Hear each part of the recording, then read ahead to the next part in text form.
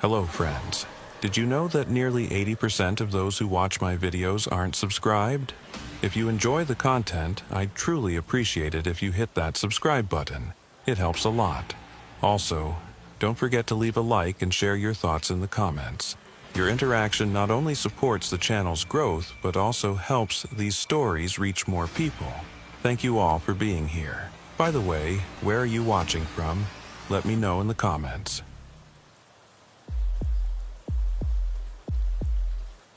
The thing about working the graveyard shift on Interstate 90 is that the darkness does something to your perception of time. Officer Calder Boone had been patrolling this stretch of Montana highway for 6 years now, and he'd come to understand that the hours between midnight and dawn existed in their own reality, separate from the daylight world. The long empty miles, the occasional set of headlights passing in the opposite direction, the static-filled silence of the radio, all of it created a kind of trance state that could make you forget there was anything beyond the reach of your headlights. It was November 2019, and winter had arrived early that year. The temperature had dropped to 12 degrees by the time Calder clocked in at the district station at 2200 hours. He'd completed his standard vehicle inspection, checked his equipment, and rolled out onto the interstate just after 22:30. A light snow had been falling since evening, not enough to create hazardous conditions, but enough to dust the highway with a thin layer of white that reflected his headlights in a way that made the road look almost ethereal. Dispatch had been relatively quiet all evening. Dispatcher Vera Hollings had come over the radio 3 times in the first hour, all routine queries, license plate checks for vehicles that had turned out to be clean, no warrants, no violations. Vera was one of the better dispatchers, efficient and calm, never rattled by emergencies, never wasting words. Calder appreciated that about her.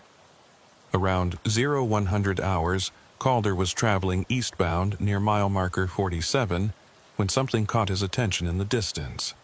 At first, it was just a dark shape on the shoulder, barely visible through the snow. As he got closer, the shape resolved itself into a vehicle, a sedan, dark-colored, sitting at an odd angle half on the gravel shoulder and half on the grass embankment. No hazard lights, no movement visible, just a car sitting there in the darkness, like it had been abandoned mid-journey. Calder slowed his cruiser and activated his overhead lights, the red and blue strobes cutting through the falling snow. He pulled in behind the vehicle, leaving enough distance between them in case this turned into something that required a quick exit. Years of experience had taught him that abandoned vehicles could mean anything from a simple mechanical breakdown to something far more complicated and dangerous. He reached for his radio and keyed the mic, his voice steady and professional. "Dispatch, Unit 47. I've got what appears to be an abandoned vehicle on Interstate 90 eastbound, mile marker 47. Running a plate check now." He leaned forward and read off the license plate number, noting that the registration tags appeared current. The vehicle was a dark blue sedan, looked like a Honda Accord, maybe 5 or 6 years old. The windows were fogged from the inside, which suggested it hadn't been sitting here for very long, perhaps an hour or 2 at most. Vera's voice crackled back through the radio after a brief pause. "Unit 47, that plate comes back registered to a Malcolm Pritchard, male, age 38, address in Billings. Vehicle registration is current, no wants or warrants on the owner. No reports of stolen vehicles matching that description."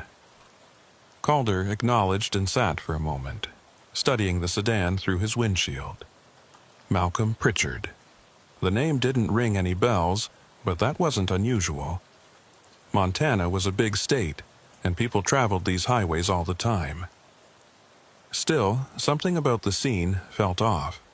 The way the car was angled, the lack of any visible damage or flat tires, the fogged windows. If Pritchard had simply had mechanical trouble, why not call for a tow truck? Why abandon the vehicle without even leaving the hazard lights on? Calder grabbed his flashlight adjusted his duty belt, and stepped out into the cold night air. The snow crunched under his boots as he approached the sedan, and he could feel the temperature dropping even further.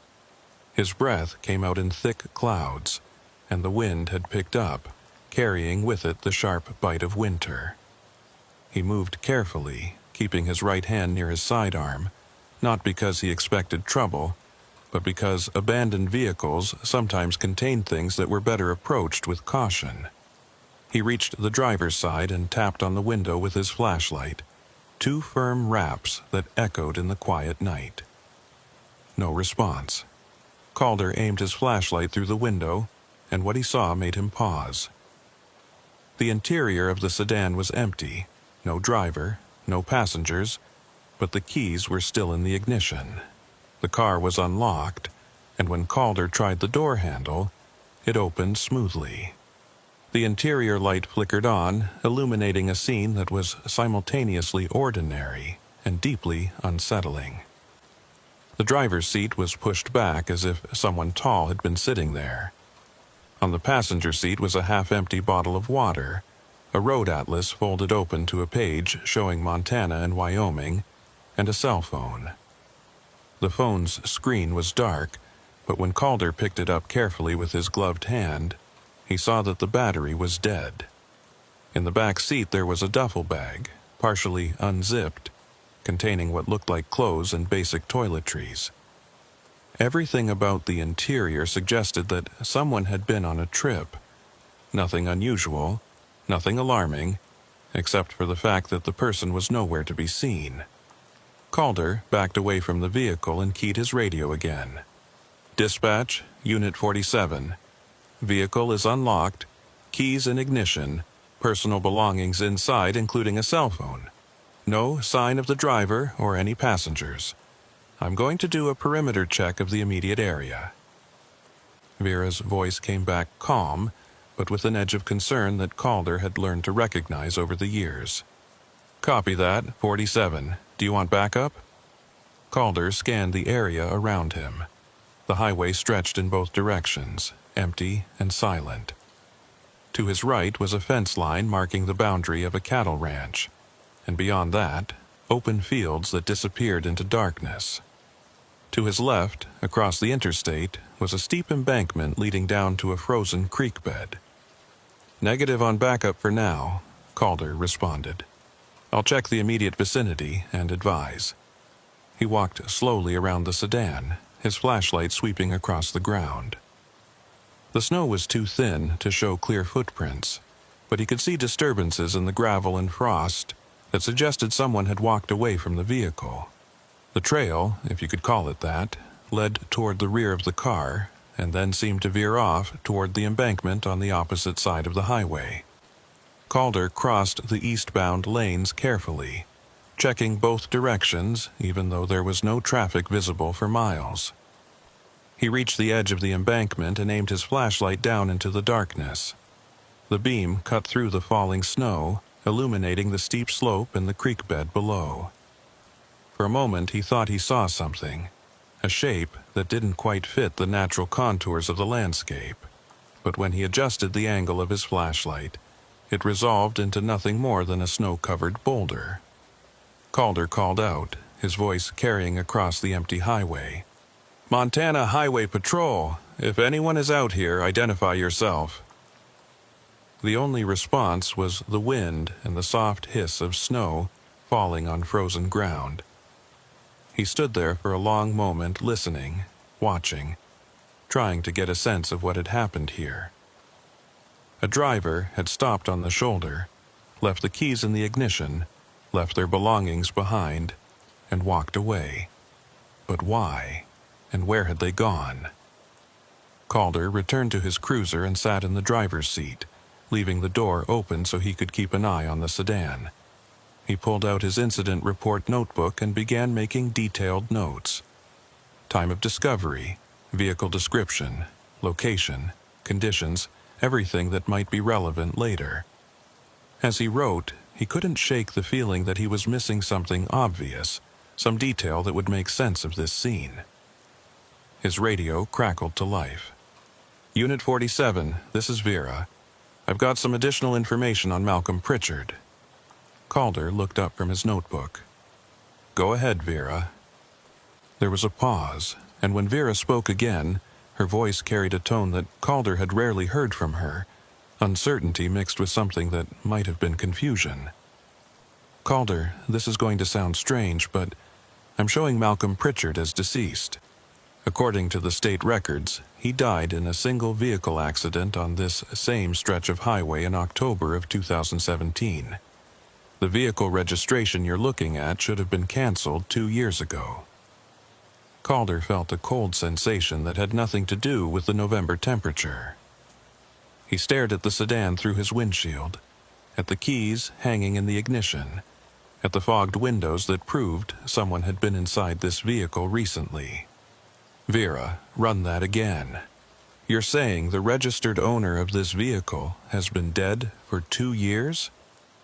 Vera's voice was steady, but Calder could hear her double-checking her information. That's what I'm showing. Malcolm Pritchard, D.O.B. March 15, 1981, died October 23, 2017. Single vehicle rollover on Interstate 90 near mile marker 52. He was pronounced dead at the scene. I'm looking at the accident report right now, and it's definitely the same person, same address in Billings, same vehicle registration number. Calder sat in silence, his mind trying to process what he was hearing. Mile marker 52. That was less than 5 miles from where he was sitting right now. Malcolm Pritchard had died on this highway, and now a vehicle registered to him was sitting abandoned on the shoulder with fresh signs of occupancy. Calder's training told him there had to be a logical explanation, a clerical error, a stolen vehicle that had somehow slipped through the system, something that made sense. But his instincts, those deep gut feelings that had kept him safe through 6 years of highway patrol, were screaming that something was very wrong here. Vera, I need you to pull the full accident report from 2017. I want to know everything about how Malcolm Pritchard died, who responded to the scene, what the investigation concluded, and I need you to contact Billings PD. See if anyone at Pritchard's last known address can tell us who might be driving his vehicle now. Vera acknowledged and went silent, presumably pulling up the old files. Calder stepped out of his cruiser again and walked back to the sedan. This time, he looked at it with different eyes, searching for any detail that might explain the impossible situation he'd stumbled into. He opened the driver's door again and looked more carefully at the interior. The vehicle was clean, almost too clean. There was no dust on the dashboard, no dirt on the floor mats, nothing to suggest this car had been sitting unused for 2 years. The inspection sticker on the windshield was current, dated from just 3 months ago. Calder reached into the back seat and carefully opened the duffel bag.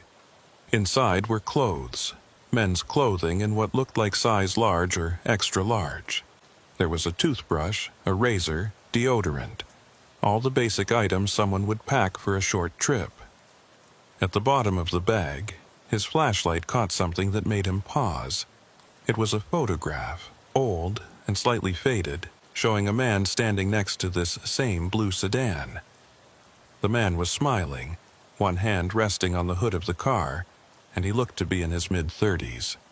Written on the back of the photograph in neat handwriting were the words, Malcolm, new car, 2013. Calder stared at the photograph, at the man's face, trying to understand what he was looking at. If Malcolm Pritchard had died in 2017, who had packed this bag? Who had been driving this car? And why had they left it here, on this specific stretch of highway so close to where Pritchard had died? The radio in Calder's cruiser squawked, and he heard Vera's voice calling him back. He returned to his vehicle and picked up the mic. Unit 47, go ahead.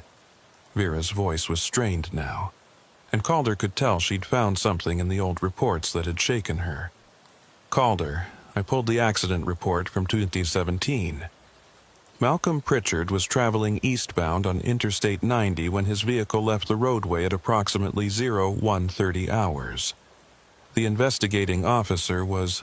She paused, and Calder could hear papers rustling. The investigating officer was you, Calder. You were the one who responded to the scene. Calder's blood ran cold. He sat perfectly still, his mind racing back 2 years to October 2017. He'd worked dozens of accident scenes over the years, maybe hundreds, and the details tended to blur together after a while. But as Vera spoke, fragments of memory began to surface. A cold October night, a rollover on the shoulder, a single male victim, deceased, ejected from the vehicle. He remembered the man's face, pale in the beam of his flashlight, eyes open and staring at nothing. He remembered calling it in, waiting for the coroner, filling out the endless paperwork that came with the fatal accident. And now, 2 years later, that same man's vehicle was sitting abandoned on the highway just 5 miles from where he'd died, with fresh signs that someone had been inside it within the last few hours. "Vera," Calder said slowly, choosing his words carefully, "I need you to get a supervisor on the line, and I need you to send back up to my location. I don't care if it takes an hour for them to get here.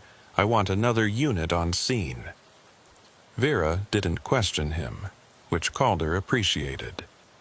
"Copy that, 47. I'm calling Sergeant Hollings now, and I've got Unit 63 heading your way from the west. ETA 45 minutes. Calder acknowledged and set the mic down. He stepped out of his cruiser one more time and walked to the front of Malcolm Pritchard's sedan. He stood there in the falling snow, staring at the vehicle that shouldn't exist, at the keys that dangled from an ignition operated by hands that should have been dead for 2 years. The wind picked up, carrying with it a sound that might have been just the whistle of air through the fence posts, but to Calder's ears it sounded almost like a voice calling from somewhere far away in the darkness. He didn't believe in ghosts. He'd never been a superstitious person, never put stock in stories about hauntings or supernatural occurrences. But standing there on that empty highway, looking at the car that belonged to a dead man, Calder Boone felt something shift in his understanding of what was possible. Whatever had happened here, whatever explanation eventually emerged, he knew with absolute certainty that this was not going to be a routine abandoned vehicle call. This was something else entirely, something that would stay with him long after the night ended and the sun rose over Interstate 90. And somewhere out there in the darkness, beyond the reach of his flashlight and the glow of his cruiser's headlights, someone or something was waiting. Sergeant Hollings arrived 38 minutes later, her SUV's headlights cutting through the darkness as she pulled in behind Calder's cruiser. She was a 22-year veteran of the Highway Patrol, a woman in her late 40s with steel-gray hair pulled back in a tight bun and eyes that had seen enough to remain unshaken by most situations. But when she stepped out of her vehicle and walked up to where Calder stood by the sedan, he could see the concern etched into the lines around her mouth.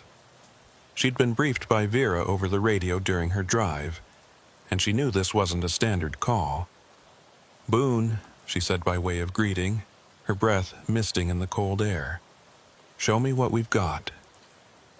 Calder walked her through everything he'd found, pointing out the keys in the ignition, the personal belongings, the photograph in the duffel bag. He explained what Vera had discovered about Malcolm Pritchard's death in 2017 and how he himself had been the responding officer to that fatal accident. Sergeant Hollings listened without interrupting, her flashlight beam moving methodically over every detail Calder indicated. When he finished, she stood silent for a long moment, studying the sedan as if it might reveal its secrets through sheer force of will. "You're certain about the accident report?" she finally asked. "You're sure this is the same Malcolm Pritchard, the same vehicle?" Calder nodded. "Vera read me the details. Same name, same address, same vehicle registration number. And I remember the accident now that she mentioned it." I was the one who found his body on the shoulder. He'd been ejected through the windshield during the rollover. No seatbelt. Blood alcohol content came back at .16. The investigation ruled it accidental death, driver impairment, case closed. Sergeant Hollings walked around the sedan slowly, her boots crunching on the frozen gravel. Vehicle registrations don't just stay active after the owner dies. Someone would have had to renew this registration, pay the fees, keep the insurance current. Which means someone has been using this car. Someone who either doesn't know Pritchard is dead or doesn't care. Calder had been thinking along the same lines. Family member, maybe? Someone who inherited the vehicle but never bothered to transfer the title. Sergeant Hollings considered this. Possible, but that doesn't explain why they'd abandon it here, in the middle of the night, on the same stretch of highway where Pritchard died. That's too specific to be coincidence. She pulled out her phone and made a call, speaking in low tones to someone back at the district station. Calder couldn't hear the full conversation, but he caught fragments. Vehicle impound, full forensic workup, check for any living relatives. When she ended the call, she turned back to him. We're treating this as a potential criminal investigation until we know otherwise. I've got a tow truck coming to take the vehicle to the impound lot, and I want you to do a wider search of the area. If someone abandoned this car and walked away, they couldn't have gotten far in this weather.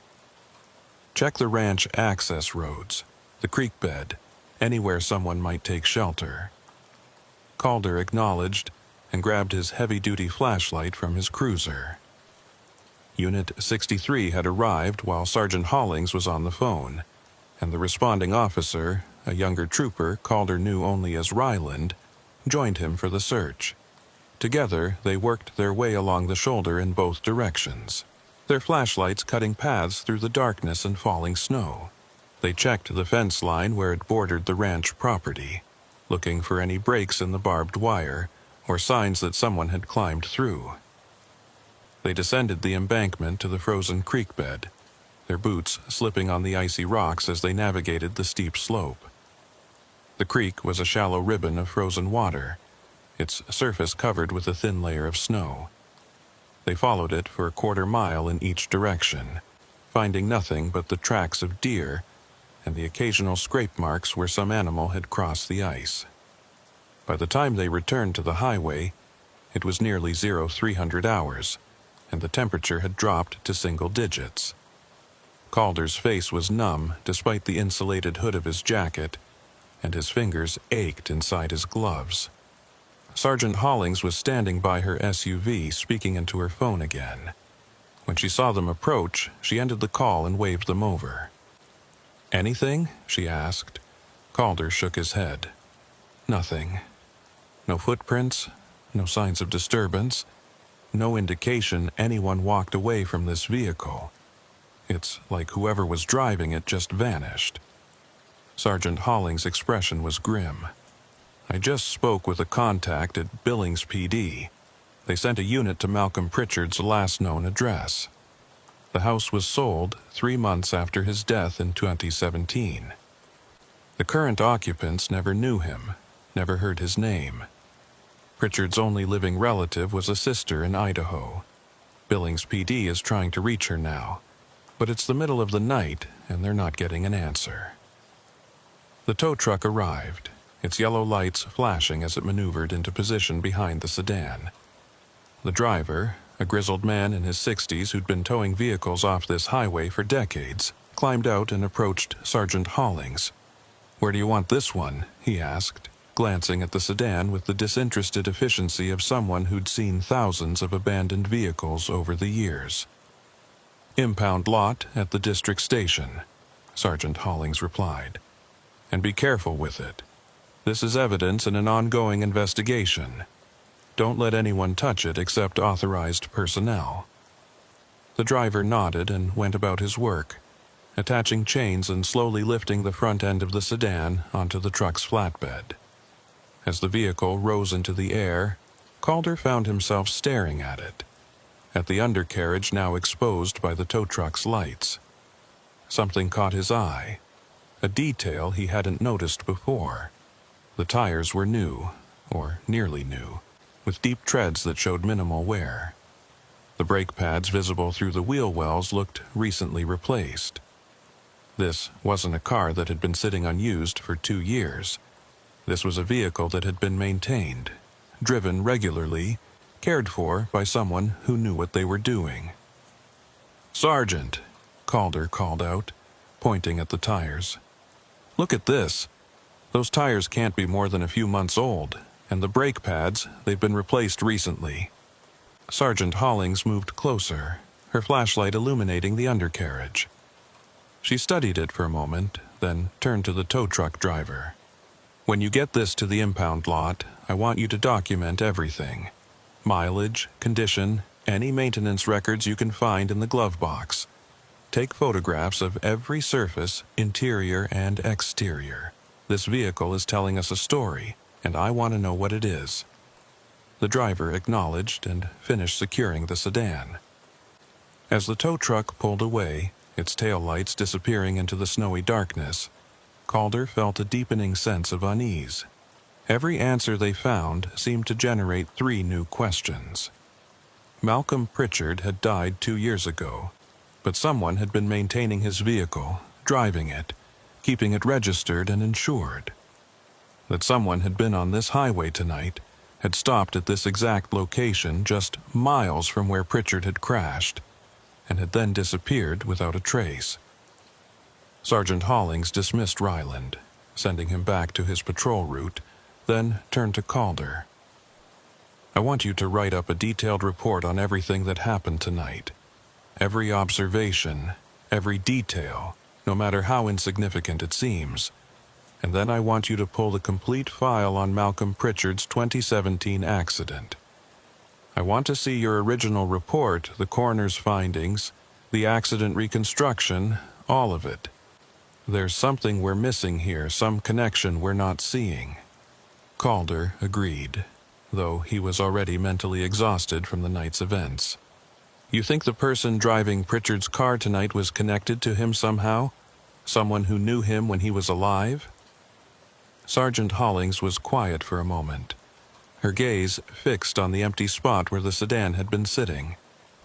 "I think whoever was driving that car wanted us to find it here, Calder. They could have abandoned it anywhere along 1,000 miles of highway, but they chose this spot, 5 miles from where Pritchard died. That's not random, that's deliberate. And that means we're dealing with someone who has a purpose, a plan. What that plan is, I don't know yet, but I intend to find out." Calder returned to the district station as the first gray light of dawn began to break over the mountains to the east. He sat at his desk in the nearly empty office. The only sounds the hum of fluorescent lights overhead and the distant rattle of the heating system struggling against the November cold. He pulled up the digital case files from 2017 and began reading through his own report from Malcolm Pritchard's accident. The details came back to him in fragments as he read. October 23, 2017. 01:43 hours. Single vehicle rollover. Interstate 90 eastbound. Mile marker 52. Vehicle had left the roadway at high speed, struck a culvert, and rolled multiple times before coming to rest on its roof. Driver ejected through the windshield. Calder had been the first to arrive, had found Pritchard's body lying in the grass 30 feet from the wreckage. He'd called for EMS, but it was clear the man was already dead. Neck broken, massive head trauma. The coroner had estimated time of death at approximately 01:30 hours, roughly 15 minutes before Calder's arrival. The accident reconstruction report painted a clear picture. Pritchard had been driving eastbound at an estimated speed of 85 to 90 miles per hour. His blood alcohol content was 0.16, twice the legal limit. Toxicology had also found traces of prescription pain medication in his system. The investigating team had concluded that Pritchard had been driving impaired, lost control of his vehicle, and died as a result. There were no suspicious circumstances, no evidence of another vehicle involved, no indication of foul play. It was a tragedy, but a straightforward one.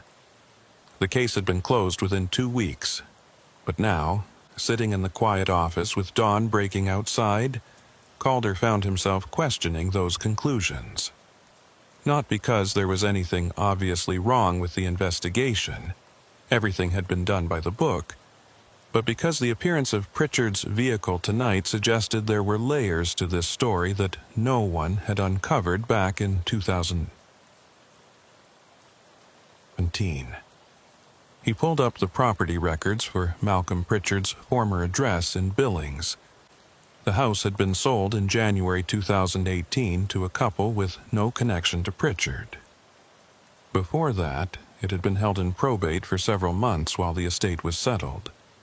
Pritchard's sister in Idaho had been the sole heir, inheriting the house, Pritchard's modest savings account, and presumably his vehicle.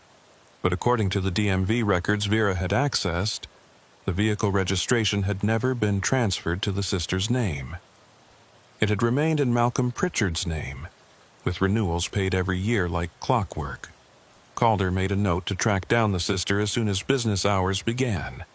She was the key to understanding who had been using Pritchard's car.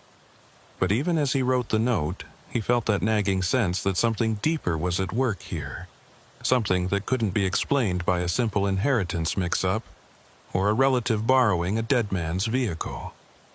By 0700 hours, Calder had finished his report and submitted it to Sergeant Holling's queue. He was exhausted, his eyes burning from lack of sleep and too much time staring at computer screens. He was about to head home when Vera called him over to the dispatch desk.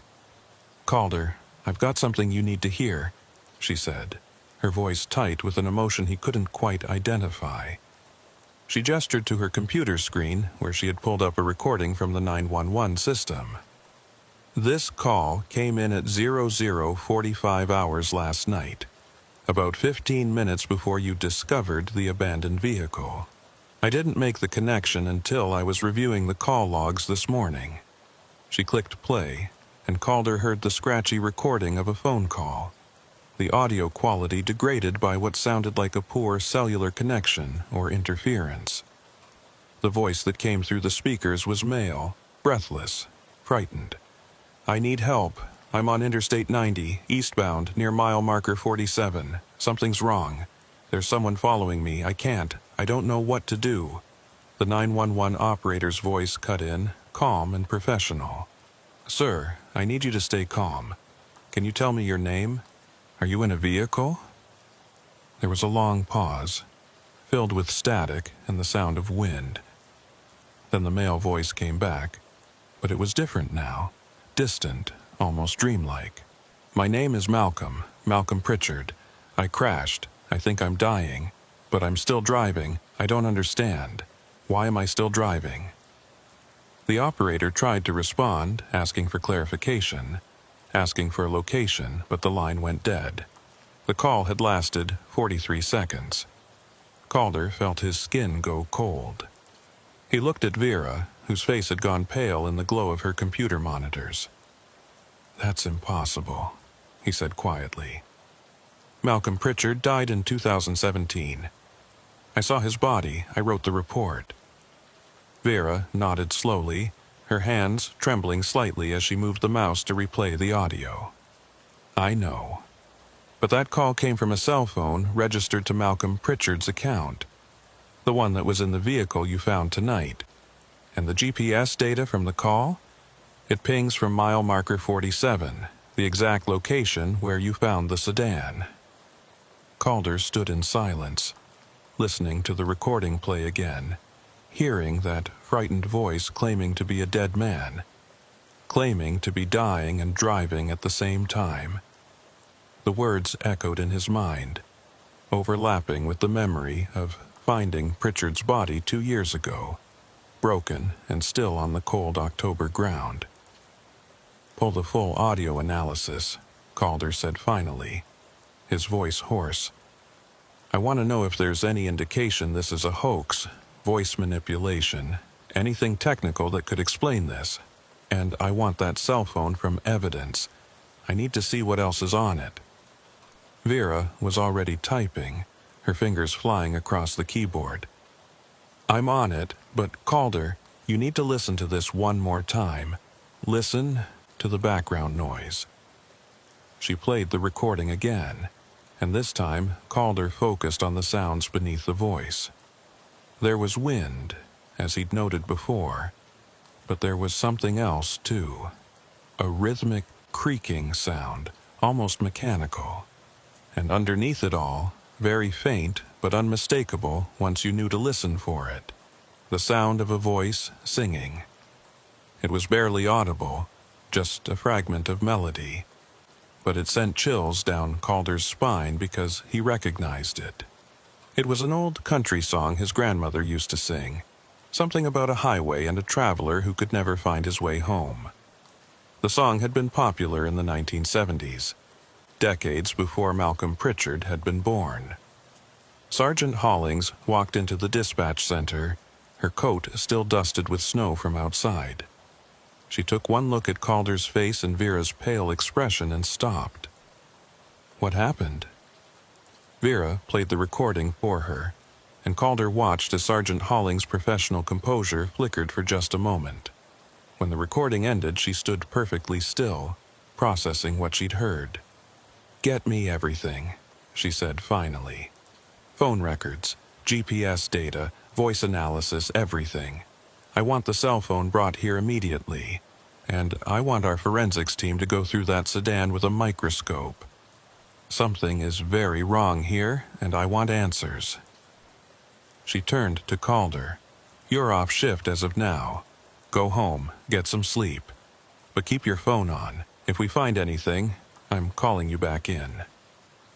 Calder wanted to argue, wanted to stay and chase down every lead, but exhaustion was catching up to him and he knew Sergeant Hollings was right. He needed rest. He nodded and headed for the exit. But as he pushed through the doors into the cold morning air, he couldn't shake the sound of that voice from his mind. Malcolm Pritchard, dead for 2 years, calling 911 from a phone that should have been destroyed or discarded long ago, claiming to be dying while simultaneously driving the same stretch of highway where his life had ended.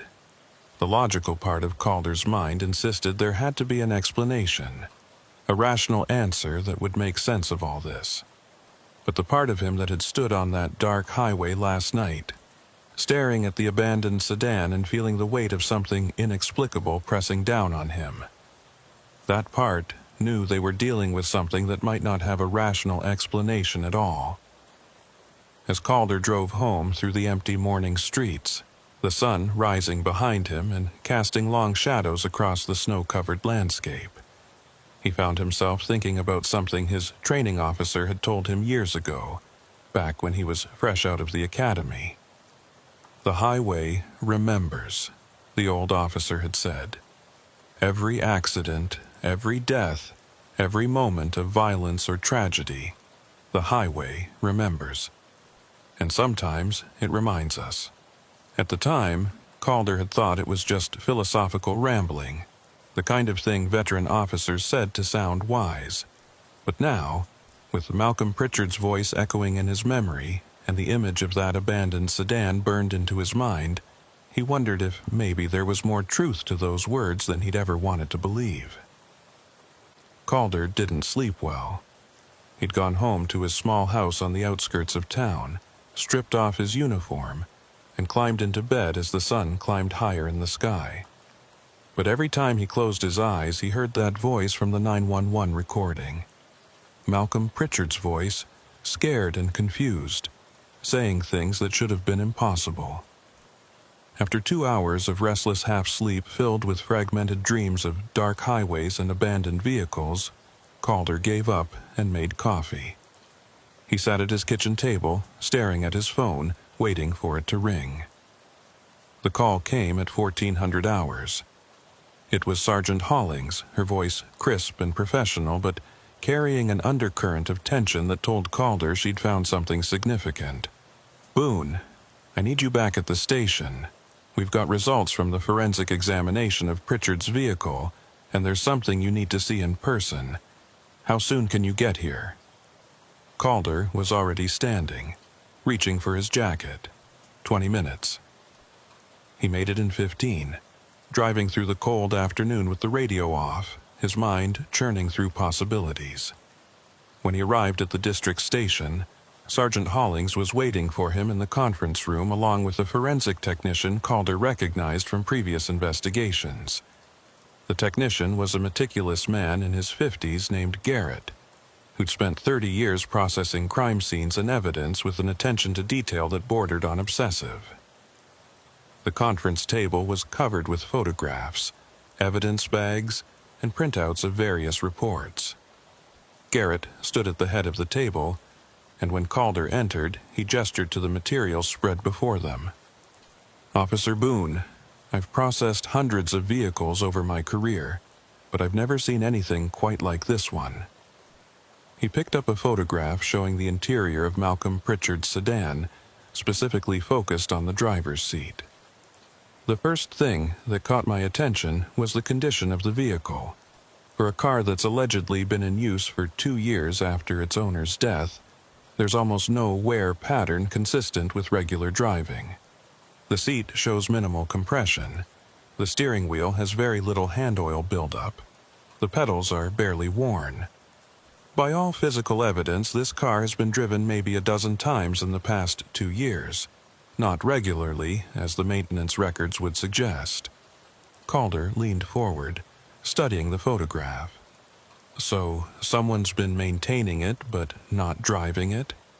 Keeping it registered and insured, but leaving it mostly unused?" Garrett shook his head. "That's what I thought initially. But then I found this." He pulled out another photograph, this one showing the odometer reading. When the vehicle was towed last night, the odometer read 47,312 miles. I pulled the maintenance records from the glove box, and according to the last oil change receipt dated 3 months ago, the odometer at that time read 47,290 miles. That's a difference of only 22 miles over 3 months. But here's where it gets strange. Garrett placed a third photograph on the table. This one showing a different document. This is the accident report from Malcolm Pritchard's fatal crash in October 2017. According to the vehicle inspection done at that time, the odometer read 47,268 miles. Calder felt something cold settle in his stomach. He did the math quickly in his head. That's only 44 miles of difference between the crash in 2017 and last night. Over 2 years. Sergeant Hollings spoke up from where she'd been standing by the window. Which means either someone rolled back the odometer, or this vehicle has barely been driven since Malcolm Pritchard died in it. Garrett continued, pulling out more evidence bags. "I also found trace materials in the trunk and on the floor mats. Soil samples that I've sent to the lab for analysis, but preliminary examination shows they're consistent with the soil composition found at mile marker 52, the location of Pritchard's original accident. Someone has been returning to that site, walking around in the dirt and grass there, then getting back into this vehicle." Calder picked up one of the evidence bags, seeing the dark soil inside. "You're saying someone has been visiting the crash site repeatedly, then driving this car to mile marker 47 and abandoning it?" Garrett nodded slowly. "That's what the physical evidence suggests. But there's more. I processed the cell phone found in the vehicle. The battery was dead when you discovered it, but I charged it and accessed the call logs. In the past 3 months, there have been exactly 7 outgoing calls from this phone. All 7 were to 911. All 7 were made from locations along Interstate 90 between mile marker 47 and mile marker 52. And all 7 were made at approximately 0130 hours, the estimated time of Malcolm Pritchard's death in 2017. The conference room fell silent. Calder looked at Sergeant Hollings. whose expression had gone carefully neutral in the way it did when she was processing information that challenged her understanding of reality. "Let me make sure I understand this correctly," Calder said slowly. "Someone has been using Malcolm Pritchard's phone to call 911 7 times over the past 3 months, always from the same stretch of highway, always at roughly the same time of night that Pritchard died. And we only have recordings of one of those calls?" Vera's voice came from the doorway, where she'd been standing quietly. Calder hadn't noticed her enter. "We have recordings of all 7 calls. I spent the morning pulling them from our archives. The first 6 were treated as dropped calls or pranks because the caller never spoke clearly enough to be understood. Just static, interference, fragments of words. But the 7th call, the one from last night, that was the first time we got clear audio." Garrett pulled out a laptop and opened an audio file. "I want you to listen to something. This is a compilation I made of all 7 calls, enhanced and filtered to remove as much background noise as possible." He pressed play, and the speakers emitted a series of recordings, each lasting less than 30 seconds. The first call was barely comprehensible, just static and what might have been breathing. The second call had more clarity, enough to hear a male voice saying something that sounded like help, before the line went dead. The third call was longer, nearly 40 seconds, and through the interference, Calder could hear that voice more clearly now, saying fragments of sentences. "I crashed. Can't find the road. Why is it so dark?" Each subsequent call grew clearer, as if the caller was learning how to make themselves heard through whatever barrier separated them from the living world. When the 7th call played, the one Calder had heard that morning, it was startlingly clear by comparison. Malcolm Pritchard's voice, frightened and confused, claiming to be dying while simultaneously driving. When the compilation ended, Garrett closed the laptop and looked at each of them in turn. "I'm a scientist. I deal in physical evidence, measurable data, things that can be tested and verified. But I cannot explain this. There is no technical reason why these calls should have become progressively clearer. There's no explanation for why the GPS data places each call at the exact locations along the highway. And there's certainly no rational explanation for how a man who died 2 years ago is calling 911 from his own cell phone." Sergeant Hollings moved to the table and began examining the photographs and evidence bags with methodical precision. "We're missing something. There has to be a human explanation for this. Someone who knew Malcolm Pritchard, someone who has access to his vehicle and phone, someone who's orchestrating this for reasons we don't understand yet." She looked at Calder. "Did you ever track down Pritchard's sister in Idaho? She's the only living relative, the only person who would have legal access to his property." Calder shook his head. "Billings PD tried to reach her last night but got no answer. I can follow up now." Sergeant Hollings nodded. "Do that. I want to know everything about Malcolm Pritchard's life before he died. Who his friends were, where he worked, what he did in his spare time. If someone is using his identity for whatever this is, there has to be a connection somewhere." Calder spent the next 3 hours on the phone and computer, tracking down every piece of information he could find about Malcolm Pritchard's life. What emerged was a portrait of a solitary, troubled man who'd lived on the margins of society.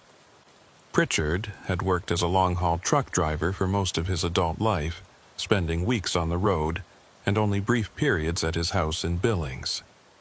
He'd never married, had no children, and according to former co-workers Calder managed to reach, he'd been a loner who kept to himself and rarely socialized. His sister in Idaho, a woman named Ruth Alcott, finally returned Calder's call at 1700 hours. She sounded tired and wary, as if she'd been expecting this call but dreading it. "I haven't thought about Malcolm in a long time," Ruth said, when Calder explained why he was calling. After he died, I came to Montana to settle his estate. It took months because he'd left everything in disarray. No will, no clear instructions, just a mess of paperwork and debts. I sold his house, settled what I could, and took the rest of his belongings back to Idaho with me. I haven't been back to Montana since. Calder chose his words carefully. Mrs. Alcott, what happened to your brother's vehicle? The blue Honda sedan he was driving when he died? There was a long pause on the other end of the line. I never saw it. The police told me it had been totaled in the accident and was sold to a salvage yard. I didn't have the money to pay for storage or repairs, so I signed whatever paperwork they sent me and assumed it was crushed for scrap. Why? Is there a problem with the estate? Calder felt his pulse quicken. The vehicle is still registered in your brother's name. It hasn't been totaled or scrapped. In fact, it's been maintained and driven, the registration renewed every year. Do you know who might have access to it? Ruth's voice rose slightly, confusion mixing with concern. That's impossible. I never renewed any registration. I never even saw the car after Malcolm died. Officer, what's going on? Why are you asking about this now, 2 years later? Calder explained about finding the abandoned vehicle, about the maintenance records and the cell phone, though he left out the details about the 911 calls. He needed to gauge Ruth's reaction without biasing her responses. When he finished, Ruth was silent for a long moment before she spoke again, her voice quieter now, almost frightened. Officer Boone, there's something I never told anyone, because I thought it would sound crazy. But after Malcolm died, after I'd settled his estate and gone back to Idaho, I started receiving phone calls, always late at night, always around 1 or 1:30 in the morning. When I'd answer, there'd be no one there, just silence and static. But I'd hear breathing sometimes, and once I swear I heard Malcolm's voice saying my name. It went on for weeks, maybe a dozen calls total, and then it just stopped. I told myself it was grief, that I was imagining things, that it was just telemarketers or wrong numbers. But now you're telling me Malcolm's car is still out there, still being used, and I don't know what to think anymore. Calder made careful notes, keeping his voice steady and professional even as his mind raced. Mrs. Alcott, did your brother ever mention having problems with anyone? Disputes, arguments, anyone who might have wanted to harm him or had a grudge against him? Ruth thought for a moment.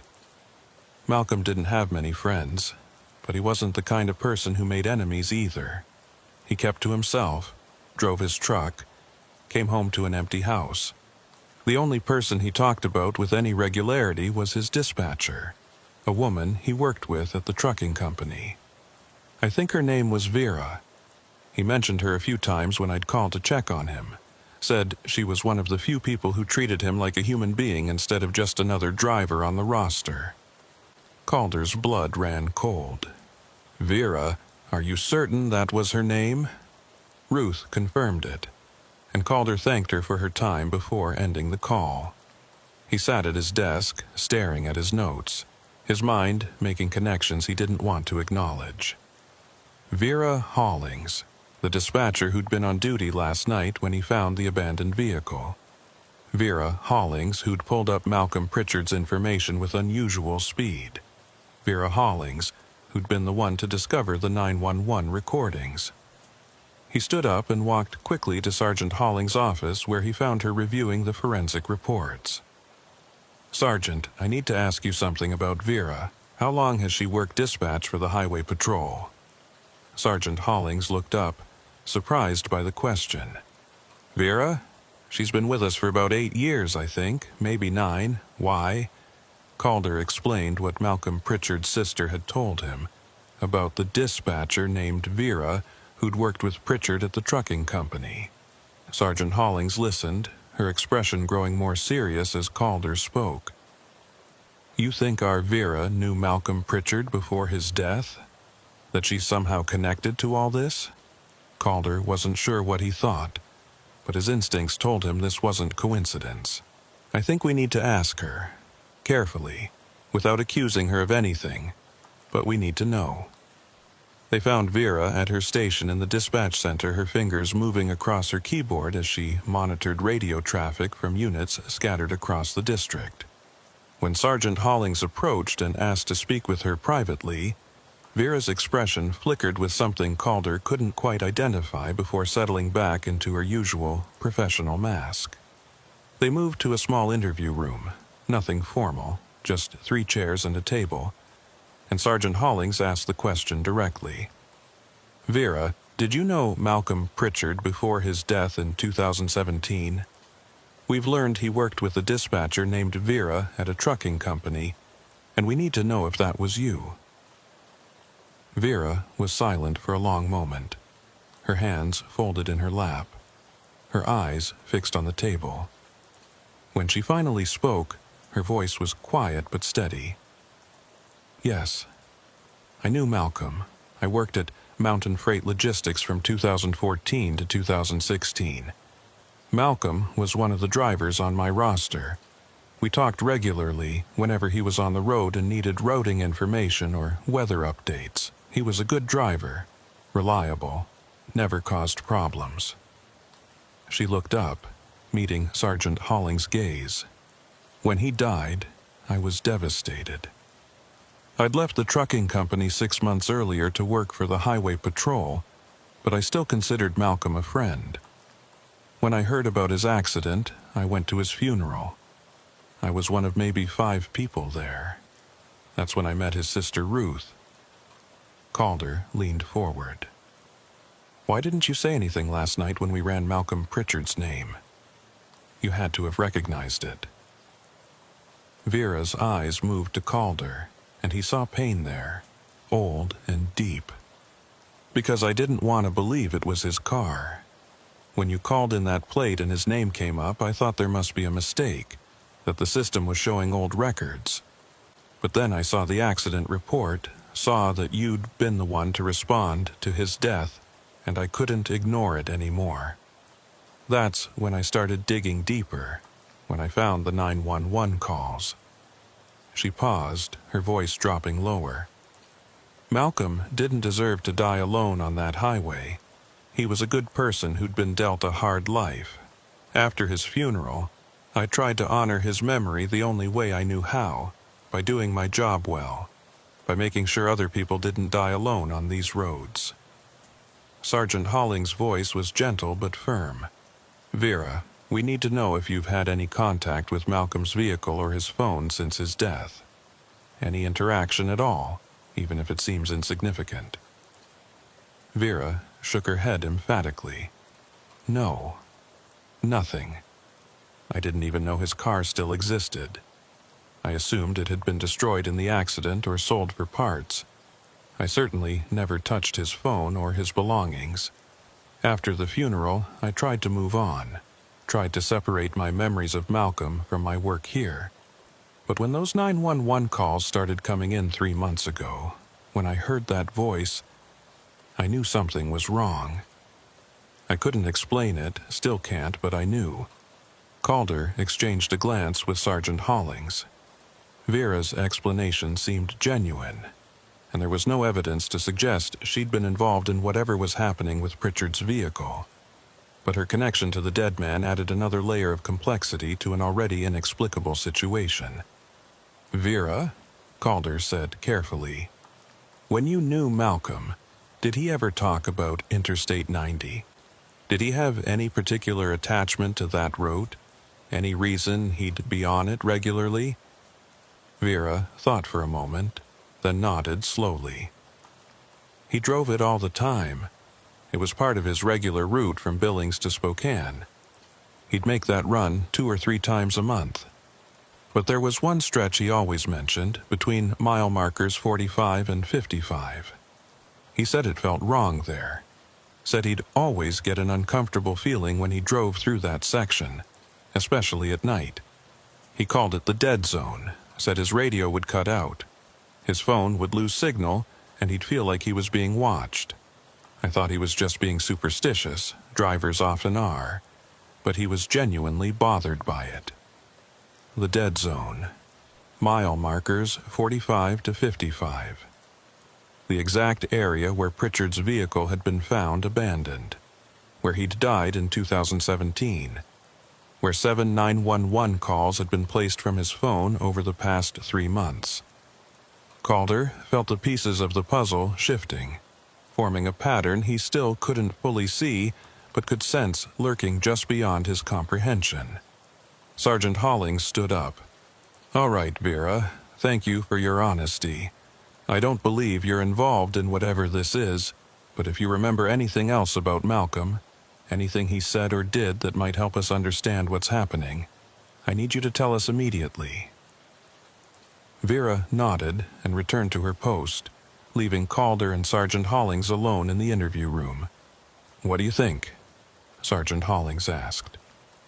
Calder rubbed his face, exhaustion and frustration warring inside him. "I think Malcolm Pritchard died on a stretch of highway he believed was haunted or cursed or something. I think his vehicle and phone are somehow still active, still making calls, still showing up in the exact area where he felt most uncomfortable when he was alive. And I think we're not dealing with a human perpetrator here, Sergeant. I think we're dealing with something else entirely."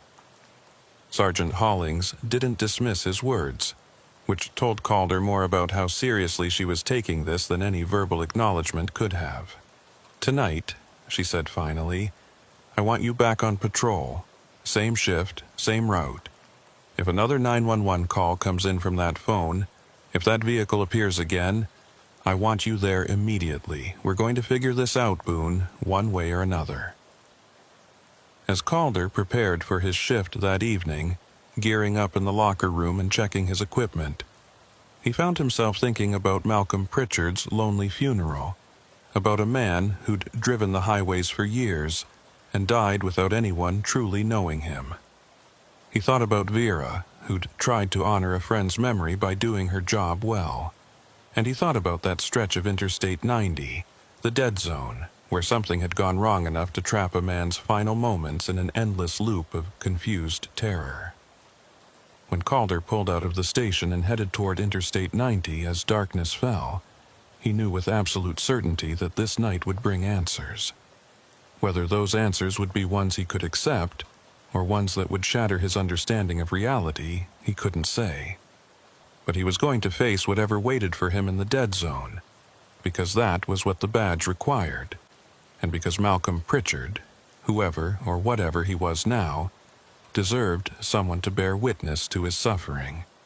Calder clocked in at 2200 hours, the same time as the previous night, and the ritual of preparation felt different this time. Every action, checking his sidearm, testing his radio, inspecting the cruiser, carried a weight of anticipation that bordered on dread. He wasn't responding to a routine call or hunting for speeders on a quiet highway. He was driving into the dead zone, into whatever inexplicable phenomenon had trapped Malcolm Pritchard's final moments in an endless repetition. Sergeant Hollings had briefed him before his shift, her instructions clear and precise. Stay in constant radio contact, document everything he observed, and under no circumstances approach any abandoned vehicles or respond to any situations alone. Backup would be positioned at both ends of the 10-mile stretch between markers 45 and 55, ready to move in if needed. The night was colder than the previous one, the temperature already dropping below zero as Calder pulled onto Interstate 90 and headed east. Traffic was sparse, just the occasional semi hauling freight through the darkness, and a handful of passenger vehicles making late-night journeys. The highway stretched ahead of him, a ribbon of asphalt cutting through the Montana wilderness, and as he passed mile marker 40, Calder felt his grip tighten on the steering wheel. He was entering the dead zone now, the stretch of road where Malcolm Pritchard had felt watched, where his radio had failed and his phone had lost signal. Calder keyed his mic, testing the connection. "Dispatch, Unit 47. Radio check as I pass mile marker 42. Vera's voice came back immediately, steady and professional. "Unit 47, I copy you loud and clear. Conditions normal, no reported traffic in your vicinity. Calder acknowledged and continued driving, his eyes scanning the shoulders and median, looking for anything unusual.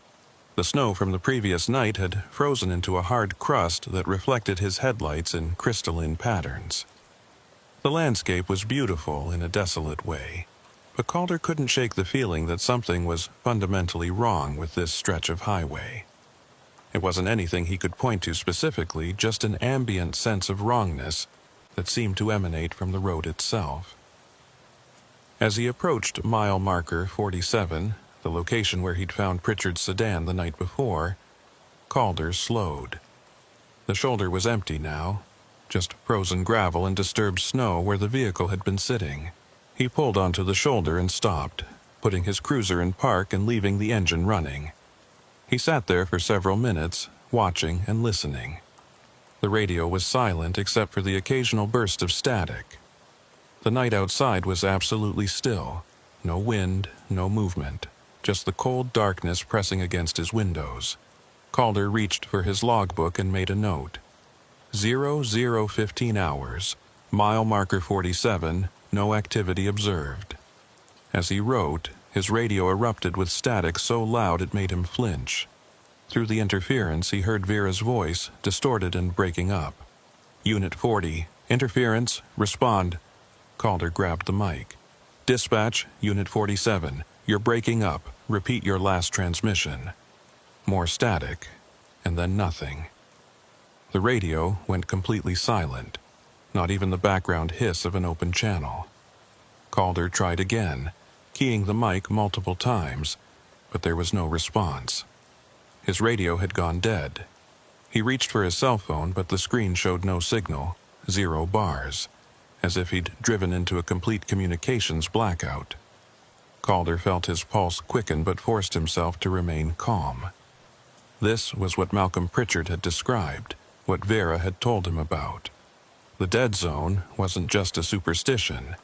It was a real phenomenon, some kind of interference pattern that disrupted electronic communications in this specific area. Calder put his cruiser in drive and started to pull back onto the highway, intending to drive out of the interference zone and re-establish contact with dispatch. But as his headlights swept across the road ahead, he saw something that made him stop. There was a vehicle on the shoulder about 100 yards ahead, just barely visible in the darkness. A dark sedan parked at an angle, exactly like the one he'd found the night before. Calder's breath caught in his throat. He sat perfectly still, staring at the sedan, trying to decide if it was real or if his mind was playing tricks on him. But no, it was definitely there, solid and physical, sitting on the shoulder with no lights, no movement. Calder reached for his radio again, knowing it wouldn't work, but trying anyway. Dead silence. He was on his own. Every instinct told him to turn around, to drive out of the dead zone and call for backup, but his training and his sense of duty overrode those instincts. Someone might be in that vehicle, injured or in distress, and regardless of the circumstances, he was a highway patrol officer with a responsibility to help. He activated his overhead lights and slowly approached the sedan, pulling in behind it just as he had the night before. As Calder stepped out of his cruiser, the cold hit him like a physical force, far colder than it should have been even for a Montana November night. His breath came out in thick clouds that seemed to hang in the air longer than they should, and the silence was absolute. No traffic sounds, no distant animal calls, nothing but the ticking of his cruiser's engine and the crunch of his boots on frozen gravel. He approached the sedan with his flashlight raised, and as he got closer, he recognized it immediately. Same blue Honda, same license plate, same fogged windows. Malcolm Pritchard's vehicle was back, sitting in almost exactly the same position as when he'd found it the night before. But that was impossible. The vehicle was in the impound lot at the district station, locked behind a chain-link fence and tagged as evidence. Calder had seen it there himself when he'd arrived for his shift. He circled the sedan slowly, his flashlight beam cutting through the darkness. Everything about it was identical to what he'd observed the previous night, down to the angle it was parked and the way the keys hung in the ignition. Calder tried the driver's door, and it opened smoothly. The interior was exactly as he remembered. The half-empty water bottle, the road atlas, the cell phone on the passenger seat. Calder reached for the phone, and as his gloved fingers touched it, the device lit up. Not with a startup screen or a lock screen, but with an active call display. The screen showed a 911 call in progress, duration reading 43 seconds and counting. Calder lifted the phone to his ear, and what he heard made his blood freeze. It was his own voice, transmitted through some impossible connection, speaking to a 911 operator. "Dispatch, Unit 47. I've got what appears to be an abandoned vehicle on Interstate 90 eastbound, mile marker 47. But that wasn't his voice from tonight. That was his voice from last night, from 24 hours ago when he'd made his initial report. Calder was listening to a recording of himself from the past, playing through a phone that should have been in evidence lockup. The recording continued, his voice reporting the plate number, the vehicle description, and then Vera's voice came through, providing the registration information. Calder stood frozen, the phone pressed to his ear, listening to a conversation that had already happened, that he'd already experienced. When the recording reached the point where he'd acknowledged Vera's information and ended the call, the phone went silent for a moment. Then a new voice came through, and Calder recognized it immediately. Malcolm Pritchard, frightened and confused, speaking the words Calder had heard in the 911 recordings. "I need help. I'm on Interstate 90, eastbound, near mile marker 47. Something's wrong. There's someone following me." Calder's hand trembled as he held the phone. This wasn't a recording. The call duration counter was still running, showing over 2 minutes now. This was happening in real time, some kind of live transmission from the past bleeding through into the present. "Malcolm," Calder said into the phone. Not sure if he could be heard, not even sure why he was trying. "Malcolm Pritchard, if you can hear me, I'm here to help you." The voice on the other end changed tone, becoming more present, more aware. "Who is this? How do you know my name? Where am I? I crashed. I know I crashed, but I'm still driving. Why am I still driving?" Calder felt a chill that had nothing to do with the temperature. "Malcolm, listen to me carefully. You're on Interstate 90, near mile marker 47. Your vehicle is stopped on the shoulder. Do you understand?" There was a long pause, filled with static and that faint background sound of wind and the old country song. When Malcolm spoke again, his voice was different, clearer, and more focused, but carrying an edge of dawning horror. No, that's not right. I'm at mile marker 52. I just crashed. My car rolled, I went through the windshield. I'm lying on the ground, I can see the stars, and there's a trooper coming down the embankment. He's walking toward me, checking for a pulse. He's writing something in his notebook. Why can't he see that I'm awake? Why can't he hear me screaming? Calder's legs went weak, and he leaned against the sedan for support. Malcolm Pritchard was describing his own death, the accident scene from 2017, the moment when Calder had found his body and pronounced him dead. "Malcolm, I was that trooper. I was the one who found you. I'm so sorry, but you didn't survive the crash. You died that night." The sound that came through the phone was something Calder would never forget. A wail of anguish and denial that seemed to transcend the limitations of electronic transmission. "No, I'm not dead. I can't be dead. I'm calling you right now. I'm talking to you. If I was dead, how could I be doing this?" Calder had no answer for that. He stood in the freezing darkness, holding a phone that should have been impossible, talking to a man who should have been silent and gone. "Malcolm, I think you're trapped somehow. Trapped in the moment of your death, replaying it over and over. The crash, the calls for help, the confusion. You keep coming back to this stretch of highway because you can't move on. There was a long silence, and when Malcolm spoke again, his voice was quieter, almost resigned. The dead zone. I always felt something wrong here. Every time I drove through, I'd feel like the road was watching me, waiting for something. And the night I crashed, the night I died, I'd been drinking. I was angry about something, I can't even remember what now. I was driving too fast, not paying attention, and then I saw something in the road. A figure, standing right in the middle of my lane. I swerved, lost control, and then everything went dark. But I never left. I've been here the whole time, haven't I? Driving this same stretch of road, crashing at mile marker 52, calling for help at mile marker 47, over and over and over. Calder closed his eyes, the weight of what he was experiencing pressing down on him. Yes, I think that's what's happening, and I don't know how to help you. I don't know how to stop this. Malcolm's voice became urgent. The figure in the road, it's still here, every time I make this drive. Every time I repeat this loop, I see it standing at mile marker 52, waiting for me. I think it's what's keeping me here. I think it wants something from me, but I don't know what. Before Calder could respond, his radio suddenly crackled to life, Vera's voice coming through clear and loud.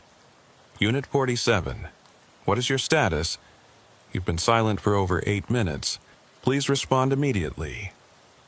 Calder grabbed his radio mic, the phone still pressed to his other ear. Dispatch, I'm at mile marker 47. I found the vehicle again. I'm currently, he paused, not sure how to explain what was happening. I'm in contact with Malcolm Pritchard. There was a stunned silence from Vera, and then Sergeant Holling's voice cut in. Boone, backup is on the way. Do not do anything until they arrive. That's an order. But Calder was looking at the sedan now, at the keys hanging in the ignition, and a terrible understanding was forming in his mind. If Malcolm Pritchard was trapped in a loop, repeating his final drive from Billings toward Spokane, then the loop always ended at mile marker 52 where he crashed. And if the figure Malcolm had seen was still there, still waiting, then maybe the only way to break the loop was to confront it. Malcolm, Calder said into the phone, I'm going to drive to mile marker 52. If the figure is there, if that's what's keeping you trapped, I'm going to face it. Malcolm's voice rose in panic. No, don't go there. It's not safe. Every time I reach that point, everything resets, and I'm back at the beginning, driving toward it again. If you go there, you might get trapped too. But Calder was already moving, climbing back into his cruiser and putting it in gear. He could hear Sergeant Hollings on the radio, ordering him to stand down, to wait for backup. But something deeper than duty was driving him now. Malcolm Pritchard had been alone when he died. Alone in his confusion and fear, and he'd been alone for 2 years in this nightmare repetition. Calder wasn't going to let him be alone anymore. He drove east on Interstate 90, his speedometer climbing past 70, past 80. The landscape blurred on either side of him, and the air inside his cruiser seemed to grow colder with each passing mile. As he approached mile marker 52, he saw it. A figure standing in the middle of the eastbound lane, exactly as Malcolm had described. It was humanoid in shape, but wrong in ways that hurt to look at directly, as if it existed slightly out of phase with reality. Calder slowed as he approached, his headlights illuminating the figure. It didn't move, didn't react to the approaching vehicle, just stood there waiting. Calder stopped the cruiser about 50 feet away and stepped out, his hand instinctively moving to his sidearm, though he knew it would be useless against whatever this thing was. The figure turned toward him, and Calder saw that it had no face, just a smooth expanse where features should have been. When it spoke, the voice came from everywhere and nowhere, resonating in Calder's chest rather than his ears. "You are not the one we wait for. You should not be here." Calder forced himself to take a step forward. "I'm here for Malcolm Pritchard. Whatever you're doing to him, whatever debt you think he owes, I'm asking you to release him. Let him move on." The faceless figure tilted its head, a gesture that seemed almost curious. He crossed the boundary drunk and reckless, spilling life force on ground that was already hungry. The highway remembers. The highway keeps what is given to it. This has always been the way.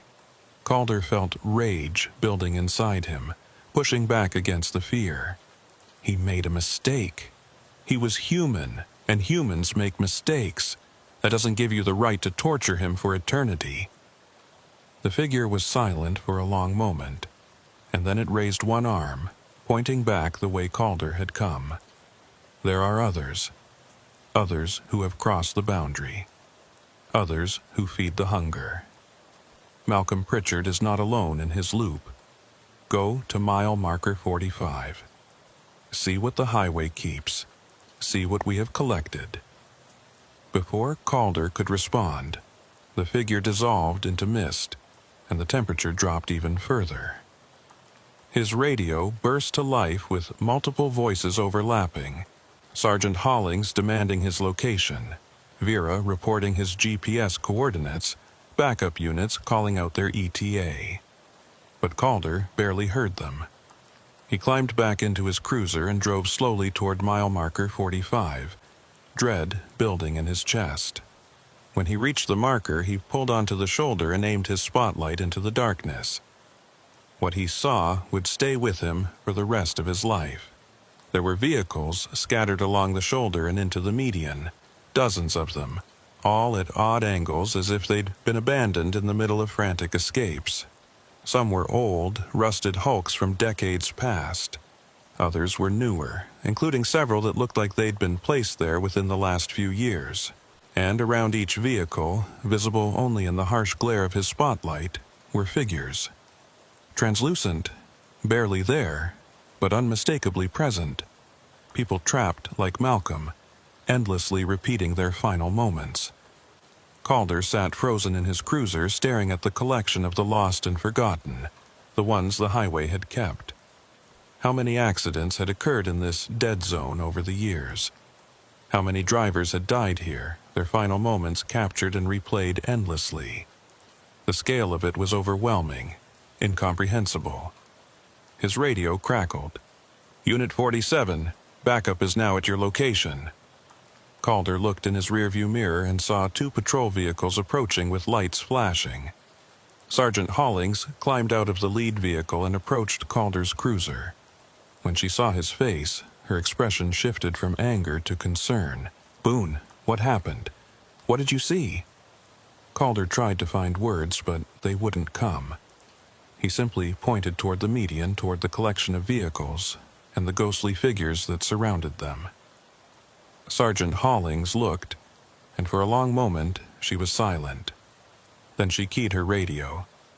"Dispatch, this is Sergeant Hollings. I need every available unit to mile marker 45 on Interstate 90, eastbound. And I need someone from the state archives to pull accident records for this section of highway, going back as far as records exist. I want to know about every fatal accident, every missing person report, every unexplained vehicle abandonment in this area. All of it." Over the next several hours, as dawn began to break over the mountains and more units arrived, the full scope of what they discovered became clear. Accident records going back to the 1960s showed an unusually high fatality rate for this 10-mile stretch of Interstate 90. Over 60 deaths in traffic accidents, And that didn't count the missing persons cases where vehicles had been found abandoned, but bodies never recovered. The Highway Patrol began documenting every vehicle visible in the dawn light, running plates and VINs, matching them to decades-old case files. Malcolm Pritchard's sedan was found still sitting at mile marker 47 when units checked at dawn, though it should have been impossible since the same vehicle was locked in the impound lot. When officers went to verify, they found the impound lot vehicle was gone, the chain-link fence intact and locked, security cameras showing nothing, as if it had simply ceased to exist. The cell phone Calder had held, the one through which he'd spoken to Malcolm, was also gone. The case officially remained open, classified as an ongoing investigation into historical accidents and missing persons. The stretch of highway between mile markers 45 and 55 was designated for increased patrol and monitoring. But no official report mentioned the faceless figure, the ghostly vehicles visible only at certain times, or the impossible phone conversation between a living officer and a dead man. Calder Boone continued working highway patrol, but he never drove through the dead zone again. He'd requested reassignment to a different section of Interstate 90, and Sergeant Hollings had granted it without question. Vera remained at her dispatch station, and sometimes late at night when the radio was quiet, she would hear static-filled calls that sounded like Malcolm Pritchard's voice, still asking for help, still confused about why he was trapped between death and the endless road. 6 months after that November night, Calder was driving his regular patrol route when he saw a dark blue sedan pulled over on the shoulder. His heart seized for a moment, but as he approached, he saw it was a different make and model, and the driver was a woman in her 20s with a flat tire, very much alive and grateful for his assistance. But as he helped her change the tire and she drove away safely, Calder found himself thinking about Malcolm Pritchard and all the others trapped in that 10-mile stretch of cursed highway. The thing about working night patrol on a rural interstate is that you spend most of your shift alone with your thoughts and the hum of the engine. And sometimes, when Calder drove through the darkness now, he would wonder if other highways held similar secrets, similar collections of the lost and forgotten. He wondered if every road remembered the blood spilled on its surface, the lives ended along its shoulders, the moments of terror and confusion that marked its history. And he wondered if someday he too might make a mistake, might cross some invisible boundary, and find himself trapped in an endless loop of final moments, calling for help that would never come. The dead zone remained, and the highway continued to keep what was given to it. And Officer Calder Boone drove his patrol route, doing his job, helping those he could, and trying not to think about the ones beyond his help, the ones who would drive that stretch of Interstate 90 forever, always approaching mile marker 52, always seeing the figure in the road, always crashing, always calling out, never finding peace. The highway remembers. And sometimes, on certain cold November nights when the conditions are just right, you can still hear Malcolm Pritchard's voice on the 911 recordings, asking why he's still driving, why he can't find his way home, why the road won't let him go. Trooper Silas Brannock had been working the back roads around Helena for 9 years, and he'd developed an instinct for when something wasn't right. It wasn't anything you could teach at the academy, wasn't something that showed up in training manuals or procedural guidelines. It was a feeling that settled in your gut when you looked at a vehicle or a driver and recognized that the surface didn't match what lay underneath. That instinct had served him well over the years, keeping him safe during hundreds of traffic stops and leading to more than a few significant arrests. But nothing in those 9 years had prepared him for what he was about to uncover on a cold February afternoon in 2021. The day started routinely enough. Silas clocked in at the district station at 1300 hours, reviewed the daily briefing on recent criminal activity in the area, and headed out to his assigned patrol zone. The back roads around Helena were a network of two-lane highways and county routes that connected small towns and rural communities scattered across the mountainous terrain.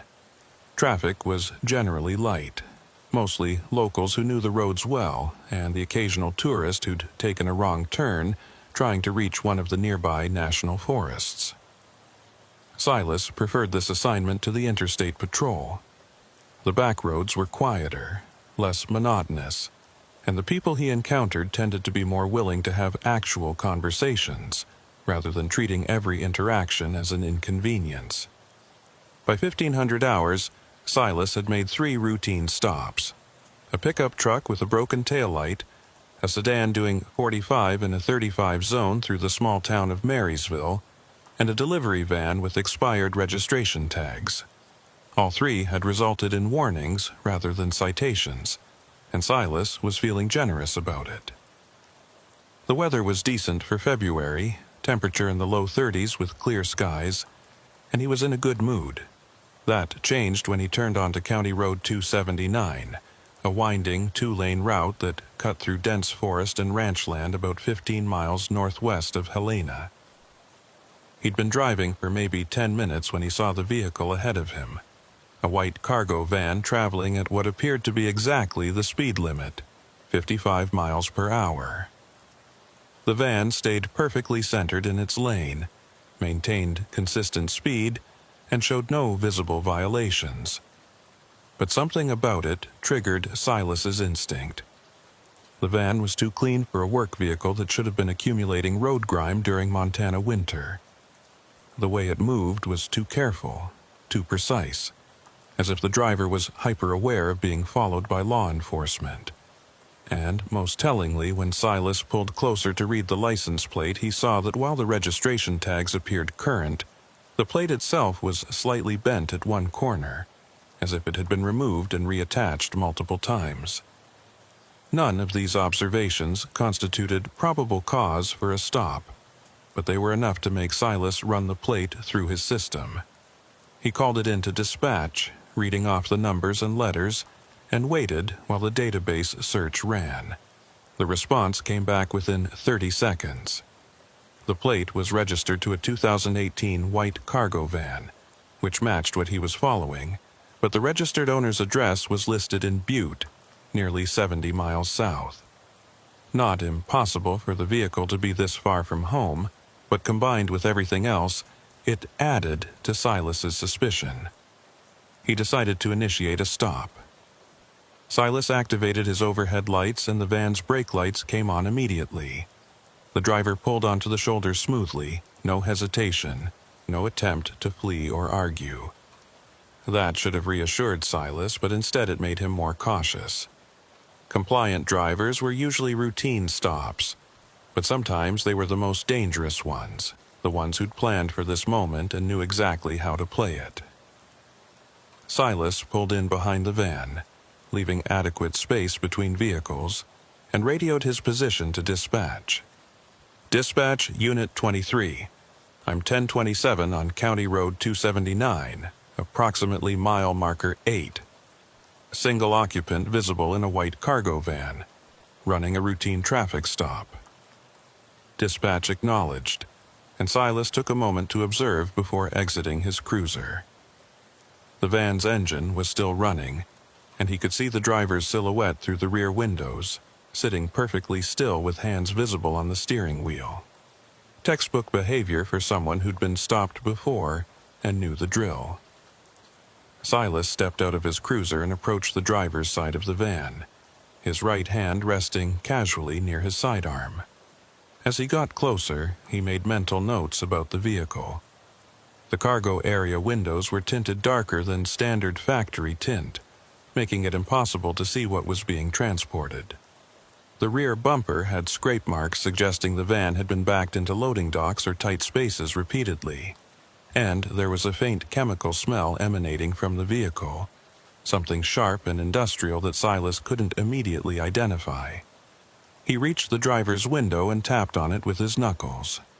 The window rolled down smoothly, and Silas found himself looking at a man in his early 40s with thinning dark hair, a neatly trimmed beard, and pale blue eyes that met Silas's gaze without flinching. The man was wearing work clothes, a flannel shirt over a thermal undershirt, and his hands remained on the steering wheel exactly where Silas could see them. "Afternoon, sir," Silas said, keeping his tone professional and neutral. "I'm Trooper Brannick with the Montana Highway Patrol. The reason I pulled you over today is I noticed your license plate appears damaged, and I wanted to verify your registration is current.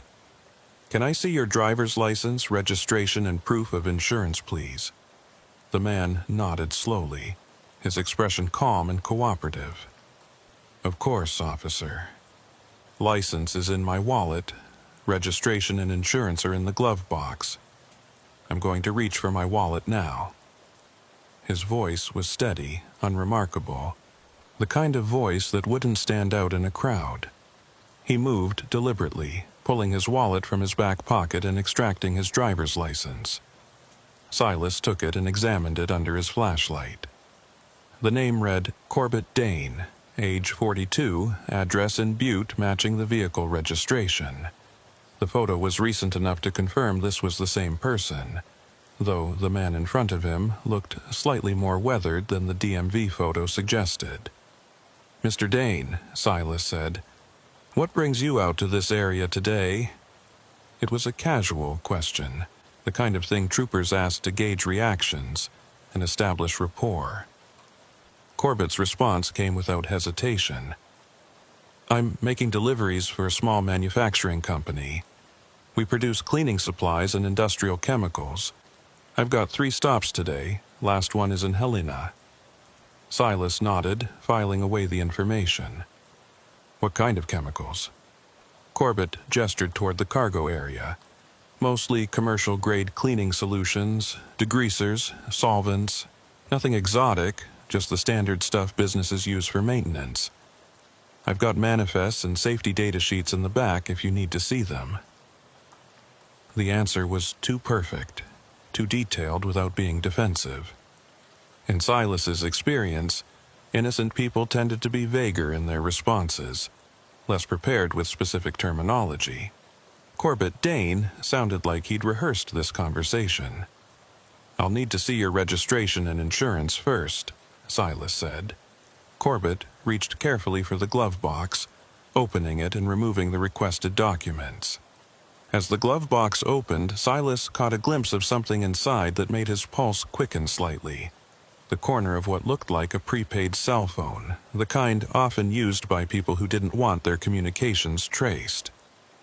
Corbett handed over the registration and insurance documents, both of which appeared current and legitimate. Silas studied them carefully, comparing the VIN on the registration to the VIN visible on the van's dashboard. Everything matched. "Mr. Dane, I'm going to return to my vehicle and verify this information. Please stay in your van with your hands visible." Corbett nodded again. That same calm acceptance. "No problem, officer. Take your time." Silas walked back to his cruiser, his mind working through what he'd observed. On the surface, everything about this stop was routine. Valid license, current registration, cooperative driver with a plausible explanation for being in the area. But the instinct was still there, stronger now, telling him to dig deeper. He ran Corbett Dane's information through the system, checking for warrants, prior arrests, any flags that might indicate criminal activity. The results came back clean. No warrants, no outstanding violations, just a single speeding ticket from 3 years ago that had been paid promptly. Corbett Dane appeared to be exactly what he claimed, a delivery driver doing his job. But Silas wasn't satisfied. He radioed dispatch again. "Dispatch, Unit 23, I'm going to request consent to search this vehicle. Driver is cooperative, but something feels off. Can you run the vehicle AVN through any commercial databases, see if there are any reported issues with this company or driver?" Dispatch acknowledged and put him on hold while they ran additional searches. Silas sat in his cruiser, watching Corbett Dane's silhouette in the van. The man hadn't moved, hadn't reached for his phone, or shown any signs of nervousness. That level of calm during an extended traffic stop was unusual. Most people got fidgety or impatient after a few minutes. Dane just sat there, waiting, as if he had all the time in the world. Dispatch came back on the radio after about 5 minutes. Unit 23, the company listed on the registration is Helena Industrial Supply. It's a legitimate business, been operating for about 6 years, no complaints or violations on file. The vehicle is listed as part of their fleet.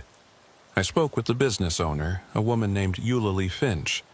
She confirms that Corbett Dane is one of her drivers and that he's making deliveries today in the Helena area. Everything checks out. Silas absorbed this information, feeling his suspicion waver slightly. Maybe he was wrong. Maybe this was just a routine stop and his instincts were misfiring. But then he remembered the prepaid phone in the glove box, the chemical smell, the two perfect answers. He made a decision. He would request consent to search the vehicle. If Dane refused, that would be telling in itself.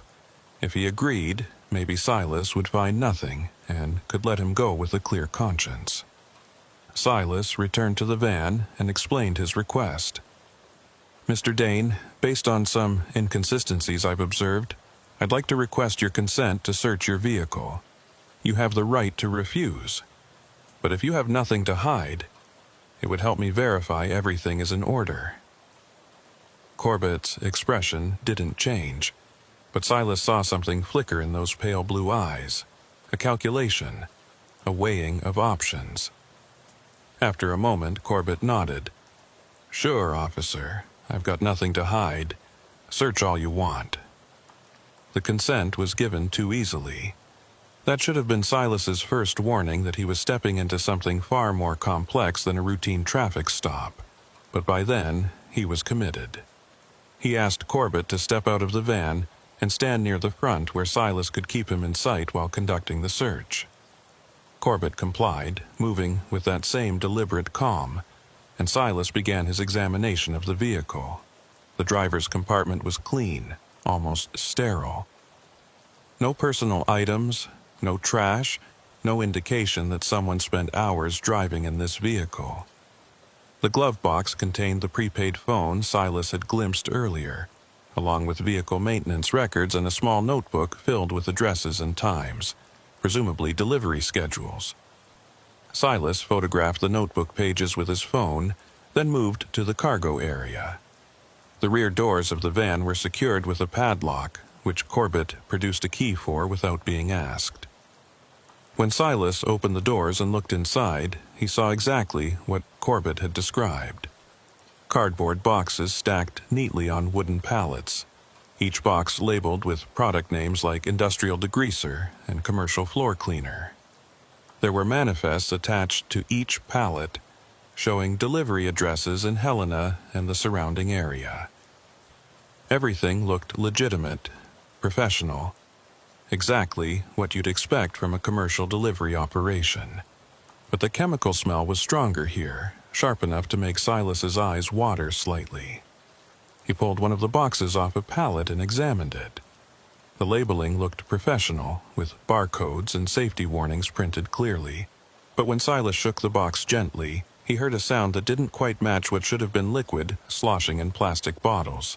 It was more of a rattling sound, like something solid shifting inside. "Mr. Dane," Silas called out, "I'm going to open one of these boxes to verify the contents match the manifest. That okay with you?" Corbett's voice came back steady as ever. "Go ahead, officer. Like I said, nothing to hide." Silas used his pocket knife to slice through the packing tape and opened the box. Inside were plastic bottles filled with clear liquid, exactly as the label indicated.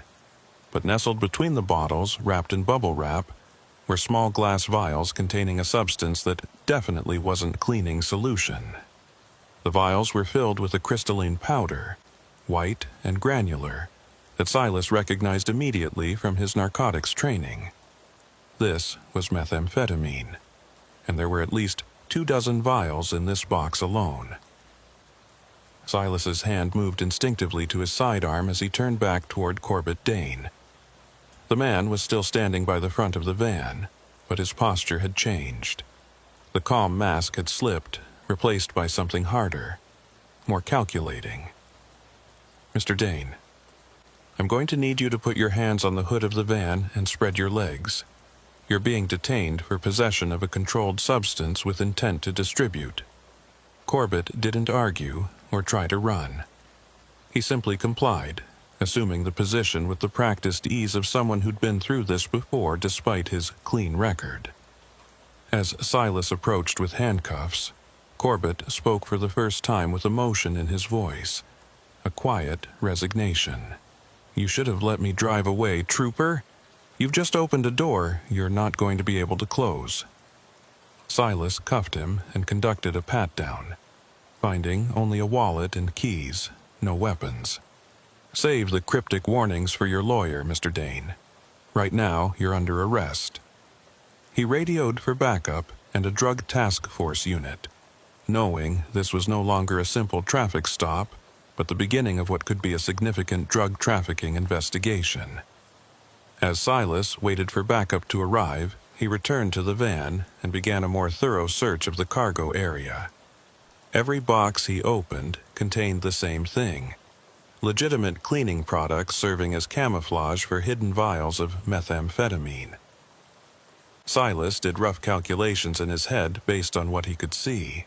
If every box contained approximately 24 vials, and there were at least 40 boxes in the van, that meant close to 1,000 vials, potentially several kilograms of meth. This wasn't small-time distribution. This was a major trafficking operation. Backup arrived within 20 minutes. 2 sheriff's deputies and a detective from the Helena Police Department's Narcotics Division. The detective, a veteran investigator Silas had worked with before, surveyed the scene and let out a low whistle. "Brannick, you just stumbled onto something big. We've been hearing rumors about a new distribution network operating in this area, but we haven't been able to pin down how they're moving product. Looks like you just found the answer." Corbett Dane was transported to the county jail for booking, while the van was towed to a secure facility for complete processing. Silas followed the convoy back to Helena, his mind still working through everything he'd observed. The chemical smell that had triggered his initial suspicion had been real, probably from the manufacturing process of the meth itself. The prepaid phone was likely used for coordinating deliveries without leaving traceable records, and the 2 perfect answers from Corbett Dane suggested this was a well-organized operation with protocols for dealing with law enforcement encounters. Back at the station, Silas filed his initial report and was debriefed by the narcotics detective and a federal DEA agent who'd been called in given the scale of what they'd discovered. The agent, a woman in her 30s with sharp eyes and an efficient manner, asked detailed questions about everything Silas had observed during the stop. "The business owner, Eulalie Finch, at Helena Industrial Supply," the agent said, pulling up information on her laptop. "According to our records, she's clean. No criminal history, no known associations with drug trafficking.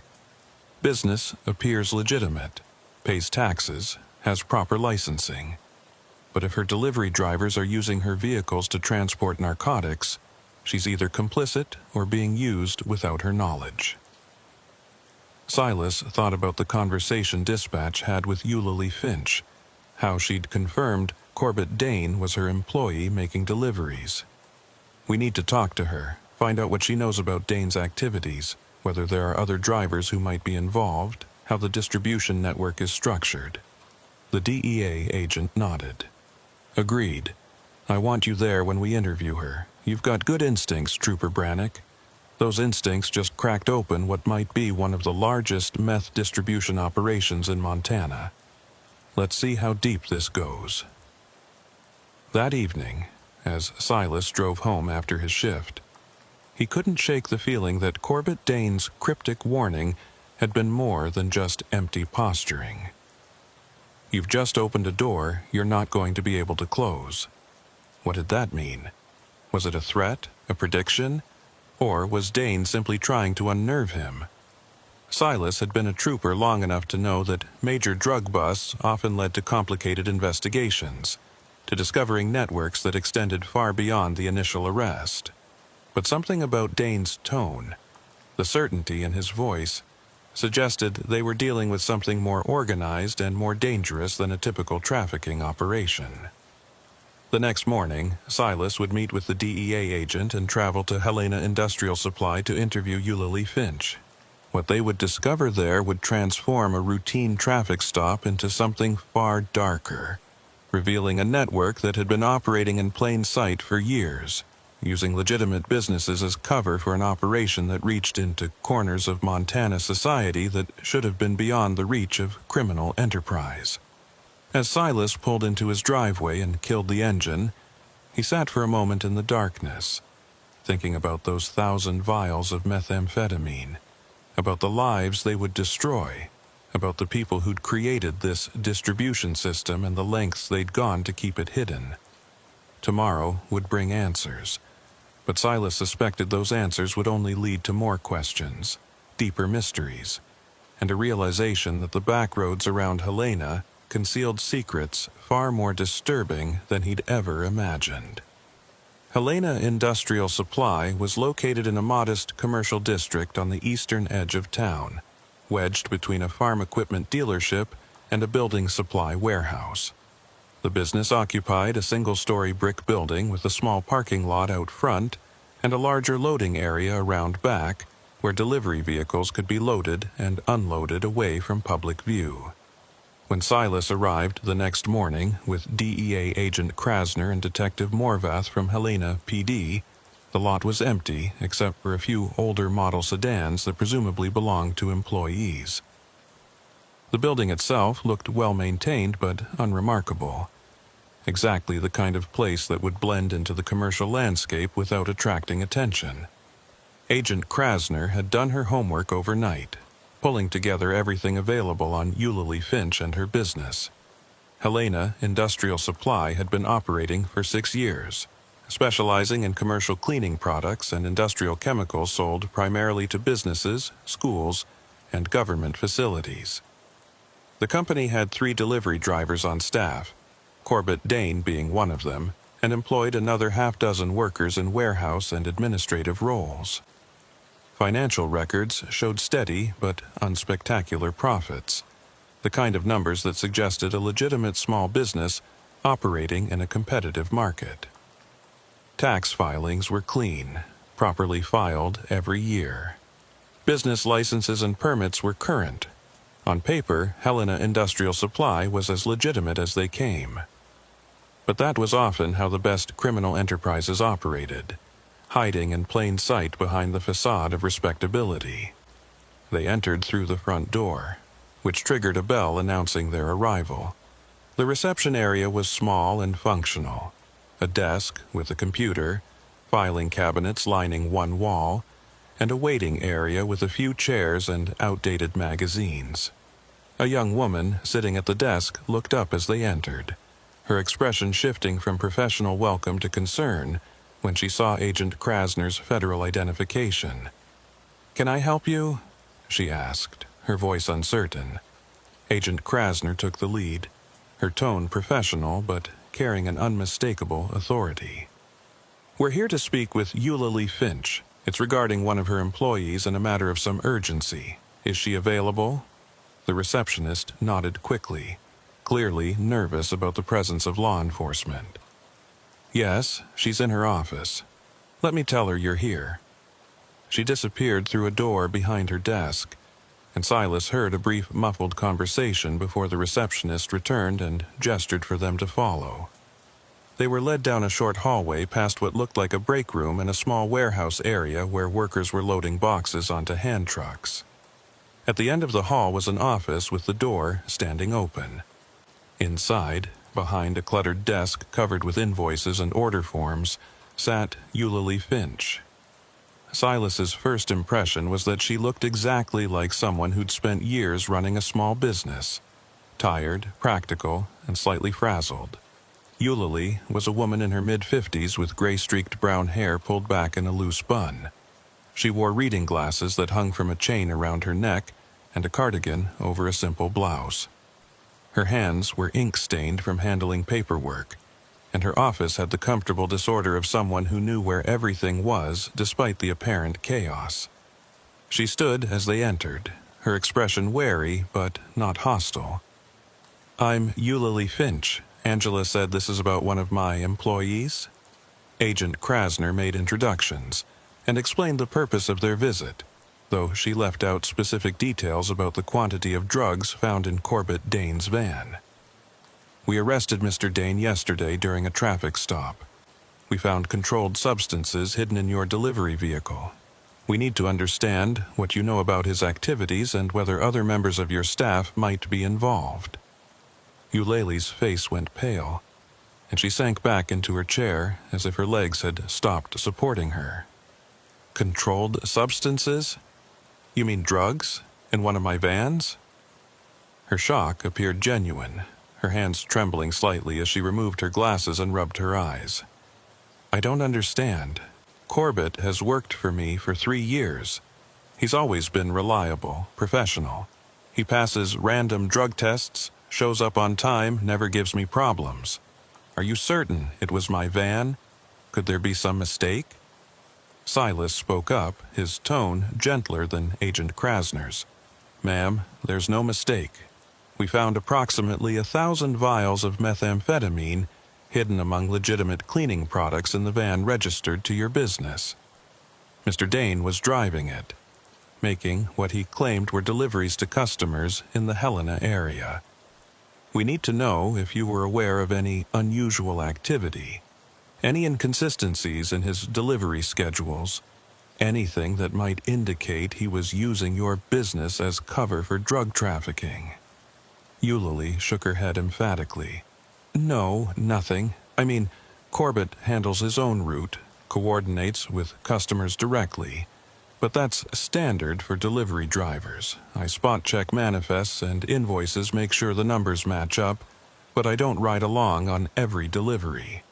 That would be impossible with the volume we handle." She pulled open a file drawer and extracted a thick folder. "These are Corbett's delivery records for the past 6 months. Every stop is documented, signed for by the receiving party, matched to our inventory. Everything has always balanced perfectly." Agent Krasner took the folder and began flipping through it, her experienced eyes scanning for inconsistencies. Detective Morvath moved closer to examine the documents as well. Silas watched Eulalie carefully, trying to determine if she was a victim of her employee's criminal activity or a willing participant covering her involvement. After several minutes of review, Agent Krasner looked up. "These records appear legitimate on the surface, but that doesn't mean much. A sophisticated operation would ensure the paperwork looked clean. Ms. Finch, I'm going to need access to your inventory records, purchasing receipts, and the personnel files for all your delivery drivers. I'm also going to need to inspect your warehouse and interview your other employees." Eulalie nodded slowly, resignation settling over her features. "Of course. Whatever you need. But I want you to know that I've built this business from nothing over the past 6 years. I've worked 16-hour days, dealt with suppliers and customers and regulations and competition. This is my livelihood, my reputation. If Corbett was using my company for something illegal, I had no knowledge of it." They spent the next 3 hours conducting a thorough examination of Helena Industrial Supplies operations. Agent Krasner and Detective Morvath interviewed each employee individually, while Silas helped inventory the warehouse, checking product labels against purchase orders and looking for any signs of tampering or hidden compartments similar to what they'd found in Corbett Dane's van. The warehouse was surprisingly organized for a small operation, with products sorted by category and stored on industrial shelving. Everything appeared legitimate. Cleaning solutions, degreasers, floor waxes, all the standard commercial products you'd expect. But Silas noticed something interesting as he worked his way through the inventory. There were several boxes of a product called Advanced Industrial Solvent that had different lot numbers but identical expiration dates, which was unusual for products supposedly manufactured in different production runs. When Silas pulled one of these boxes down and opened it, he found exactly what he expected. Legitimate solvent bottles with hidden vials of methamphetamine nestled between them. Silas immediately called Agent Krasner over, and they conducted a more targeted search focusing on the Advanced Industrial Solvent product line. By the time they finished, they'd identified approximately 50 boxes containing hidden drugs, representing several more kilograms of methamphetamine beyond what had been found in Corbett Dane's van. The operation was even larger than they'd initially suspected. Agent Krasner ordered the entire warehouse to be sealed as a crime scene, and additional federal agents were called in to conduct a complete forensic examination. Eulalie Finch watched this unfold from her office doorway, her face ashen and her hands gripping the doorframe for support. "I didn't know," she kept repeating. "I swear I didn't know. How could this be happening in my own warehouse without me knowing?" Silas approached her carefully. "Ms. Finch, I need you to think very carefully about your suppliers. Where does this advanced industrial solvent come from? Who manufactures it? When did you start carrying this product line?" Eulalie returned to her desk and pulled up records on her computer, her fingers shaking as she typed. "We started carrying it about 2 years ago. It's manufactured by a company called Frontier Chemical Solutions, based in Butte. Their sales representative approached me at a trade show, offered competitive pricing, good margins. The product sold well, customers liked it, so I kept ordering. We get shipments every month, usually around the 15th. Silas and Agent Krasner exchanged glances. Butte, the same city where Corbett Dane was supposedly based. "Do you remember the name of the sales representative?" Agent Krasner asked. Eulalie searched through her contact list. "His name was... Here it is, Marcus Treadwell. He handled our account personally, always very professional, very helpful." Agent Krasner made notes and immediately began running background checks on Marcus Treadwell and Frontier Chemical Solutions. While she worked, Silas continued talking with Eulalie, building a timeline of how the drug distribution network had infiltrated her legitimate business. According to Eulalie, she'd hired Corbett Dane about 4 months after she started carrying products from Frontier Chemical Solutions. Dane had come highly recommended, with excellent references and a clean driving record. He'd quickly become one of her most reliable employees, never missing shifts, never causing problems. Looking back now, Eulalie realized that Corbett had volunteered to handle deliveries of the advanced industrial solvent products specifically, claiming he'd developed good relationships with customers who preferred that product line. At the time, it had seemed like initiative. Now it was clear he'd been protecting his trafficking operation by maintaining direct control over the compromised products.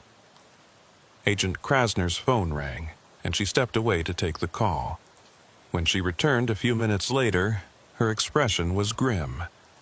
Frontier Chemical Solutions is a shell company.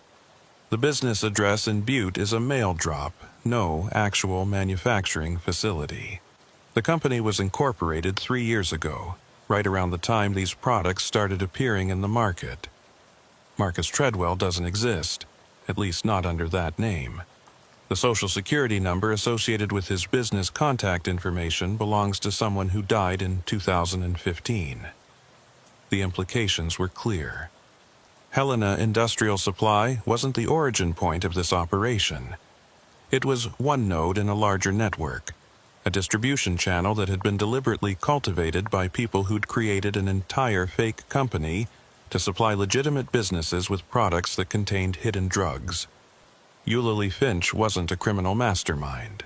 She was a victim, or, at best, an unwitting accomplice, whose business had been infiltrated and used.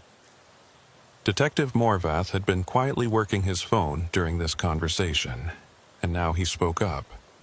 "I just got word from the county jail. Corbett Dane is asking to speak with someone. Says he has information he wants to trade for a reduced sentence. He specifically asked for Trooper Brannock." Silas felt a chill run down his spine. Why would Corbett Dane specifically request him? They'd had minimal interaction during the arrest, just the standard procedures of a traffic stop. Did he say what kind of information? Detective Morvath shook his head. No, but the duty sergeant said Dane seems scared. Like he's realized he's in deeper than he thought and wants to cut a deal before it's too late. Agent Krasner considered this. It could be a manipulation tactic, trying to establish some kind of rapport or gain leverage. But it could also mean he's genuinely frightened of whoever he's working for. Either way, we need to hear what he has to say. They left Helena Industrial Supply under the watch of federal agents who would continue processing the crime scene and drove to the county jail. Corbett Dane was being held in a single cell in the maximum security section, separated from the general population, as was standard for suspects in major drug cases.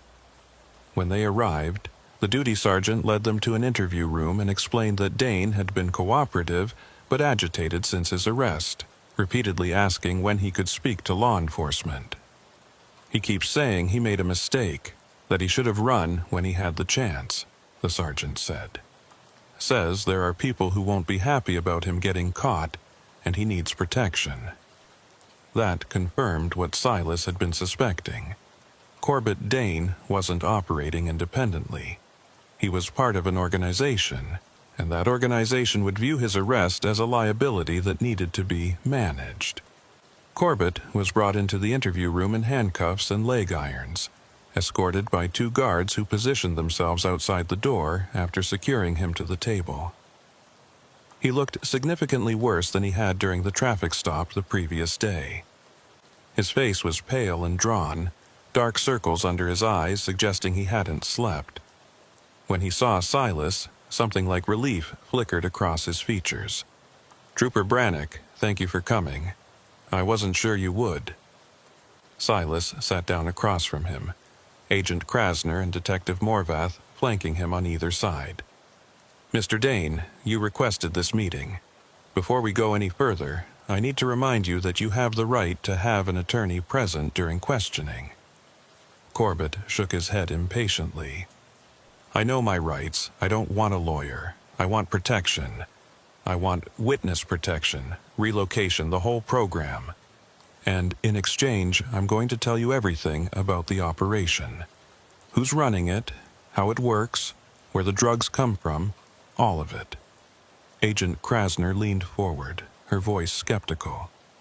"That's a significant request, Mr. Dane.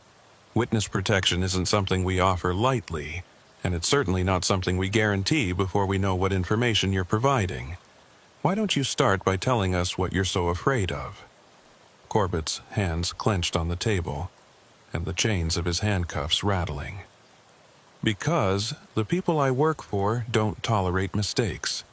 They don't accept excuses, and they definitely don't allow anyone to get arrested and start talking to law enforcement. I've seen what happens to people who become liabilities. I've helped dispose of the bodies." The room went silent. Silas felt his stomach tighten. This had just escalated from a drug trafficking case to something potentially involving murder. "You're saying you've been involved in homicides?" Detective Morvath asked carefully. Corbett nodded slowly. "Not directly. I've never killed anyone. But I've been ordered to help clean up afterward, to transport bodies, to destroy evidence. It's a part of the job if you work in the distribution network long enough. They test your loyalty that way, make you complicit so you can't ever leave or turn against them." Agent Krasner pulled out a recording device. "Mr. Dane, I'm going to record this conversation. If you're confessing to being an accessory to murder, I need everything documented properly. And I need names, dates, locations, everything you can remember. If your information leads to arrests and prosecutions, We'll discuss protection options, but you need to start talking now." Corbett looked at each of them in turn, then focused on Silas. "I'm talking to you because you're the one who stopped me. You're the one who found the drugs. That makes you a target too, Trooper. They're going to come after you because you disrupted their distribution chain. You opened that door, just like I said. So, you have as much reason to want them caught as I do." Silas felt cold fingers of dread crawl up his spine. "Are you saying I'm in danger? That this organization would target law enforcement?" Corbett's laugh was bitter and humorless. "Trooper, this organization owns half the law enforcement in 3 counties. They have judges on their payroll, sheriff's deputies who look the other way, prosecutors who lose evidence. You think you made a big bust yesterday? You stepped into the middle of something that's been operating for over a decade, moving millions of dollars in product every year. And now they know your name. They know your face. They know where you work and where you live, so yes, you're in danger. We all are." Agent Krasner's expression had gone hard. "Names, Dane. I need names right now. Which law enforcement officers are compromised?" Corbett took a deep breath, and when he started talking, what emerged was a picture of corruption and criminal enterprise that extended far beyond what any of them had imagined when Silas had pulled over a white cargo van on a quiet back road the day before. The organization, Corbett explained, was run by someone known only as the coordinator. No one in the lower levels of the operation had ever met this person or knew their real identity. Communications came through intermediaries. Orders were passed down through a carefully structured hierarchy, and money flowed upward through a complex system of shell companies and cash businesses. Corbett had been recruited 3 years ago when he was working as a legitimate delivery driver for a different company. Someone had approached him at a truck stop, offered him 5 times his normal salary to work for Helena Industrial Supply and ask no questions about certain aspects of his deliveries. The money had been too good to refuse, and by the time Corbett realized what he was really transporting, he was already too deep to back out. The drugs came from multiple sources, some manufactured locally in hidden labs scattered across rural Montana, others imported from Mexico and smuggled across the Canadian border. The distribution network used legitimate businesses like Helena Industrial Supply as cover, infiltrating their operations gradually until the businesses became dependent on the revenue stream and couldn't afford to investigate too closely. Corbett named names: a sheriff's deputy in Lewis and Clark County who provided advance warning of drug task force operations, a county prosecutor who ensured certain cases never went to trial, a district court judge who handed down lenient sentences to organization members when they did get convicted. He described murder victims, people who'd tried to leave the organization or threatened to cooperate with the law enforcement, who'd been killed and their bodies disposed of in remote locations throughout the Montana wilderness. As Corbett talked, Agent Krasner and Detective Morvath made extensive notes, their expressions growing increasingly grave. This was far bigger than a drug bust. This was a corruption investigation that would require federal resources, internal affairs reviews, and coordination across multiple agencies.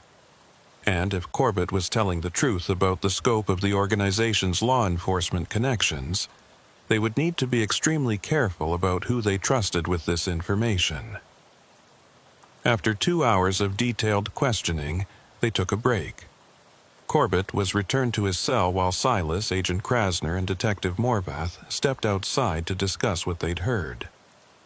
"He's either telling the truth, or he's constructing an elaborate fantasy to save himself," Detective Morvath said, though his tone suggested he believed it was the former.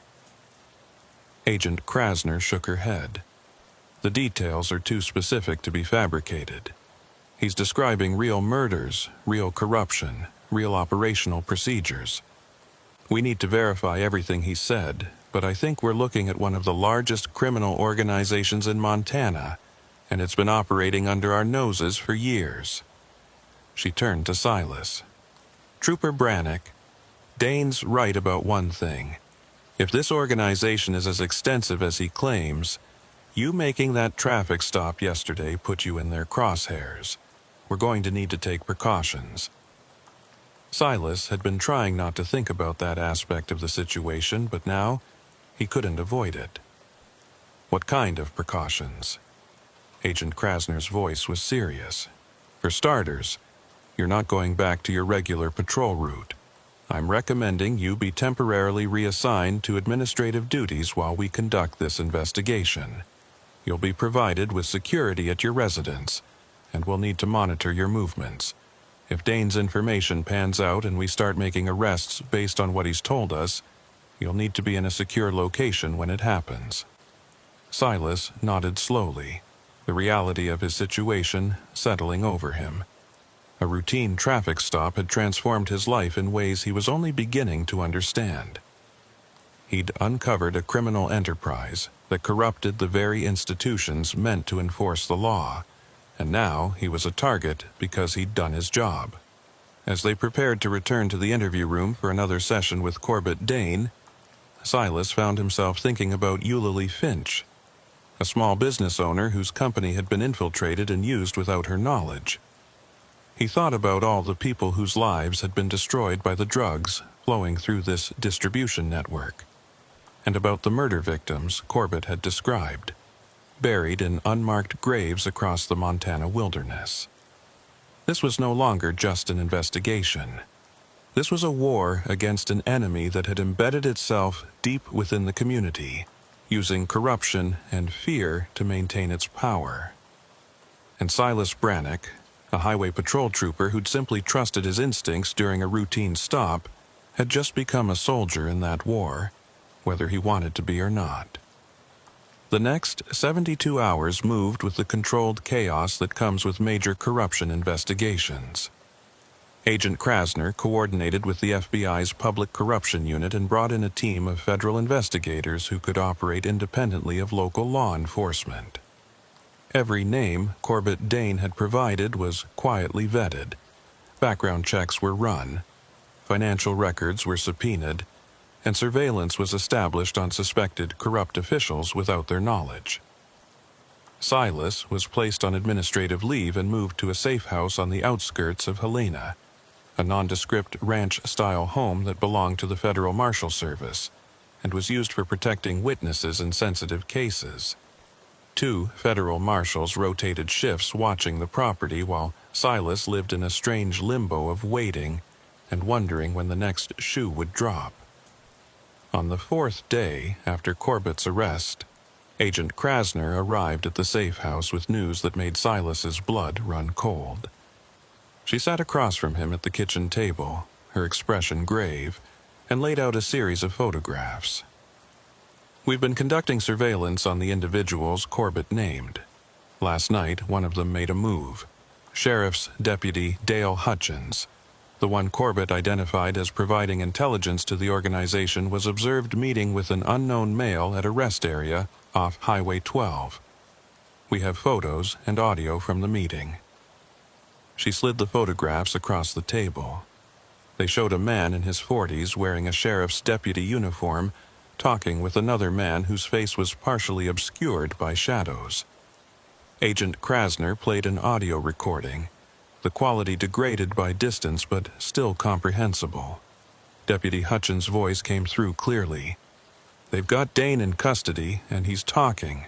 The Fed, Krasner, she's building a case. They know about the distribution network, about the compromised product at Helena Industrial Supply. It's all coming apart." The other man's voice was quieter, harder to make out, but Silas heard enough to understand the message. "The coordinator wants the problem contained. The trooper who made the stop, Brannick, he's priority 1.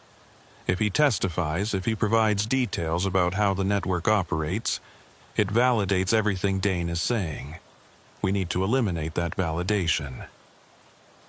Eliminate. The word hung in the air like a death sentence.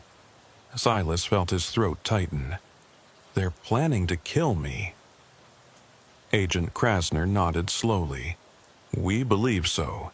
The meeting broke up before they discussed specifics, but the intent is clear.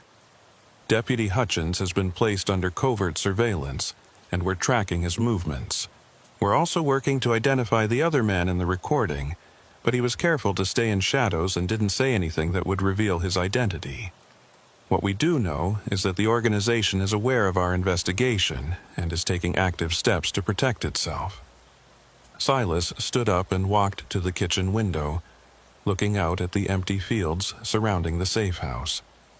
Somewhere out there, people he'd never met were planning his death because he'd done his job, because he'd trusted his instincts during a traffic stop and discovered something they'd spent years building and protecting. "What's the plan?" he asked without turning around. Agent Krasner's voice was steady, professional, but Silas could hear the underlying concern. "We accelerate the investigation. We have enough evidence now to make arrests on several of the corrupt officials Corbett identified. Once we move on them, the organization will know we have detailed intelligence about their operations. That might force them to go to ground, or it might cause them to act more desperately. Either way, we can't wait and give them time to execute whatever they're planning against you." Silas turned back to face her. "When do the arrests happen?" Agent Krasner checked her watch. "Coordinated raids across 3 counties, beginning at 0600 hours tomorrow morning. FBI, DEA, state police, and federal marshals. We're hitting known distribution points, corrupt officials' homes and offices, and several properties Corbett identified as being used for manufacturing or storage. It's going to be the largest law enforcement operation in Montana history." Silas absorbed this information. "And what happens to me during all this?" Agent Krasner's expression softened slightly. "You stay here under protection until we've secured the primary targets. Once the arrests are made, we'll evaluate the ongoing threat level and determine next steps. If necessary, we can relocate you through witness protection, though I'm hoping it won't come to that. The goal is to dismantle the organization to the point where they no longer have the resources or manpower to come after you." That evening, Silas sat alone in the safe house's living room, the television playing news he wasn't really watching, his mind turning over everything that had happened since that traffic stop on County Road 279. He thought about Corbett Dane's warning, about how he'd opened a door he wouldn't be able to close. The man had been right. But Silas couldn't regret making that stop. Couldn't wish he'd let Corbett drive away with his cargo of poison destined for communities across Montana. Sometimes doing the right thing came with consequences, and you had to accept that. His phone rang, a secure line Agent Krasner had provided. It was Detective Morvath. "Brannick, I wanted to give you a heads up. We've been interviewing Eulalie Finch extensively over the past few days. She's been cooperative, devastated by what her business was used for, but something she said today got me thinking." Silas sat up straighter. "What did she say?" Detective Morvath's voice carried a note of uncertainty. "She mentioned that about 6 months ago, she started receiving anonymous deliveries at her warehouse. Boxes of the advanced industrial solvent product would show up outside her loading dock at night, with delivery manifests that matched orders she'd placed but hadn't expected for another week or 2. She thought it was her supplier being efficient, sending product early. But now she realizes those deliveries were the ones containing the hidden drugs. The organization was bypassing normal delivery channels, ensuring the compromised product went directly into her inventory without passing through too many hands." Silas considered this. So they were controlling both ends, the manufacturing through the shell company Frontier Chemical Solutions, and the delivery through these anonymous drops. That's sophisticated. Detective Morvath agreed. "Very sophisticated, but here's what's bothering me. Eulalie said these deliveries always happened on Thursday nights, always between midnight and 2 in the morning. She only knew about them because she has a security camera system covering her loading dock. She went back through the footage from the past 6 months, and she's right. Every Thursday night, a truck would pull up, unload boxes, and leave. The driver always wore dark clothing and kept their face hidden from the cameras. But on one recording from about 3 months ago, the camera caught a partial view of the truck's license plate. Silas felt his pulse quicken. "Were you able to trace it?" Detective Morvath's voice was grim. "Yes. The plate is registered to a vehicle owned by the Lewis and Clark County Sheriff's Department. This wasn't a contract carrier or a commercial delivery service. This was law enforcement delivering drugs to a distribution point." The implications were staggering. The corruption went beyond individual officers taking bribes or looking the other way. The organization had infiltrated law enforcement so thoroughly that they were using official vehicles and likely official resources to facilitate their trafficking operation. "Does Agent Krasner know about this?" Silas asked. Detective Morvath confirmed she did. "We briefed her an hour ago. She's adding it to the evidence package for tomorrow's raids. But Brannick, this means the organization has access to law enforcement databases, vehicle pools, evidence lockers, all of it. They've been operating with the full protection and resources of the institutions meant to stop them. That's why they've lasted so long, and why they're so dangerous now that we're coming after them." After the call ended, Silas sat in the darkness of the safe house, the weight of what he'd uncovered settling over him like a physical burden. This wasn't just about drug trafficking anymore. This was about the systematic corruption of law enforcement, about an organization that had turned the tools of justice into weapons for their criminal enterprise. The night before the raids, Silas barely slept. He lay in the safe house's guest bedroom, listening to the federal marshals moving quietly through the house during their security checks, and thought about all the people whose lives would change tomorrow. The corrupt officials who would wake up to FBI agents at their doors. The organization members who would suddenly find their distribution network in ruins. And somewhere out there, the coordinator, the person who'd built this empire and remained hidden even from their own operatives, would learn that their carefully constructed system was collapsing. Silas wondered if the coordinator would run, or if they would fight to preserve what they'd built. At 0530 hours, Agent Krasner called. "Operation is go. Raids begin in 30 minutes. I wanted you to know that we've increased security at your location. Until we've accounted for all primary targets, consider yourself under lockdown. Don't leave the house. Don't answer the door for anyone except the marshals you've already met, and keep your phone close." Silas acknowledged and spent the next hours watching news feeds on his laptop as reports began to filter in. Federal agents conducting raids across multiple counties. Arrests of law enforcement officials on corruption charges. Seizure of properties and vehicles connected to drug trafficking. The operation was massive and coordinated, but Silas knew that in an operation this size, there would be complications.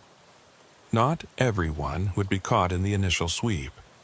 Some would receive warnings from colleagues still loyal to the organization. Some would run before the agents arrived. And the coordinator, whoever they were, was likely smart enough to have contingency plans for exactly this scenario. By noon, Agent Krasner called again with an update. "We've made 17 arrests so far, including Deputy Hutchins and the county prosecutor Corbett identified. We've seized 4 properties being used as drug manufacturing labs and confiscated approximately $15 million worth of methamphetamine and related precursor chemicals. But we have a problem." Silas braced himself. "What kind of problem?" Agent Krasner's voice was tight with frustration. The district court judge Corbett named Judge Theodore Hartman. He wasn't at his home when our team arrived. His wife said he left for work early this morning, before the raids began. But he never arrived at the courthouse. We've issued a warrant for his arrest and put out an alert to all law enforcement agencies, but he's in the wind. and his personal vehicle was found abandoned at a truck stop outside Butte 3 hours ago. Silas felt cold dread settle in his stomach. "You think he's running?" Agent Krasner hesitated. "I think he was warned. Someone in the organization had enough advance notice to tip him off, which means we have a leak. It could be someone in local law enforcement who isn't on our radar yet, or it could be someone in the federal task force. Either way, if Judge Hartman was warned, others might have been warned too. We need to operate under the assumption that the organization knows the scope of our operation and is adapting accordingly." The afternoon brought more troubling news. 2 other suspects on the arrest list had disappeared: a sheriff's deputy from Jefferson County and a warehouse manager at a trucking company suspected of facilitating drug transportation. All 3 missing suspects had one thing in common. They were mid-level operatives with detailed knowledge of the organization's structure and operations. Their disappearances suggested a coordinated effort to protect key assets while sacrificing the lower-level members who'd been arrested. By evening, Agent Krasner arrived at the safe house in person, her face drawn with exhaustion and frustration. She sat down with Silas and laid out the situation bluntly. "The raids were partially successful. We've disrupted the distribution network, made significant arrests, and seized substantial evidence. But we haven't decapitated the organization. The coordinator is still out there, and so are several key lieutenants. Worse, we believe they're consolidating their remaining resources and eliminating loose ends." Silas knew what that meant. "Corbett Dane." Agent Krasner nodded grimly. "He's in federal custody now, transferred from county jail to a secure facility. But the fact remains that he's the only person who can provide direct testimony about the organization's structure and the coordinator's identity. If anything happens to him, our case becomes significantly weaker. We have evidence of corruption and drug trafficking, but without Corbett's testimony, we can't connect everything back to a single coordinating authority. The organization members we've arrested can claim they were operating independently, and we lose the conspiracy charges that would put them away for life." Silas leaned back in his chair. "And I'm in the same category. I'm the officer who made the initial stop, who found the evidence, who can testify about how the network operated. If they eliminate me, they weaken your case." Agent Krasner met his eyes directly. "That's correct. Which is why we're implementing enhanced security measures. You're going to be moved to a different location tonight, somewhere only a handful of people know about. The marshals who've been protecting you won't know where you're going. I won't know where you're going. The fewer people who have that information, the harder it will be for the organization to find you." Silas felt a chill run through him. "How long will I need to stay hidden?" Agent Krasner's voice was honest, direct. "Until we either catch the coordinator and dismantle the organization completely, or until you testify at trial and the remaining members are convicted. That could be weeks. It could be months. I wish I could give you a better answer, but right now, your life is in danger from an organization that has proven itself willing and capable of killing witnesses." That night, at 2300 hours, 2 new federal marshals arrived at the safe house. Silas had never seen them before, and they didn't introduce themselves by name, just showed their credentials and explained they'd be transporting him to his new location. The drive took nearly 3 hours, winding through back roads Silas didn't recognize. They drove without speaking, the marshals alert and professional, scanning constantly for any signs of surveillance or pursuit. When they finally arrived at their destination, Silas found himself at a small cabin deep in the mountains, accessible only by a rough dirt road that would be impassable in bad weather. The cabin was rustic but functional. A wood stove for heat, a generator for electricity, and enough provisions to last weeks if necessary. One of the marshals gave him a secure satellite phone with a single programmed number for emergencies. "Someone will check on you every 48 hours, the marshal said. "Until then, stay inside, Keep the lights low after dark, and don't make any unnecessary calls. If anyone approaches this property who isn't one of us, you use that phone immediately."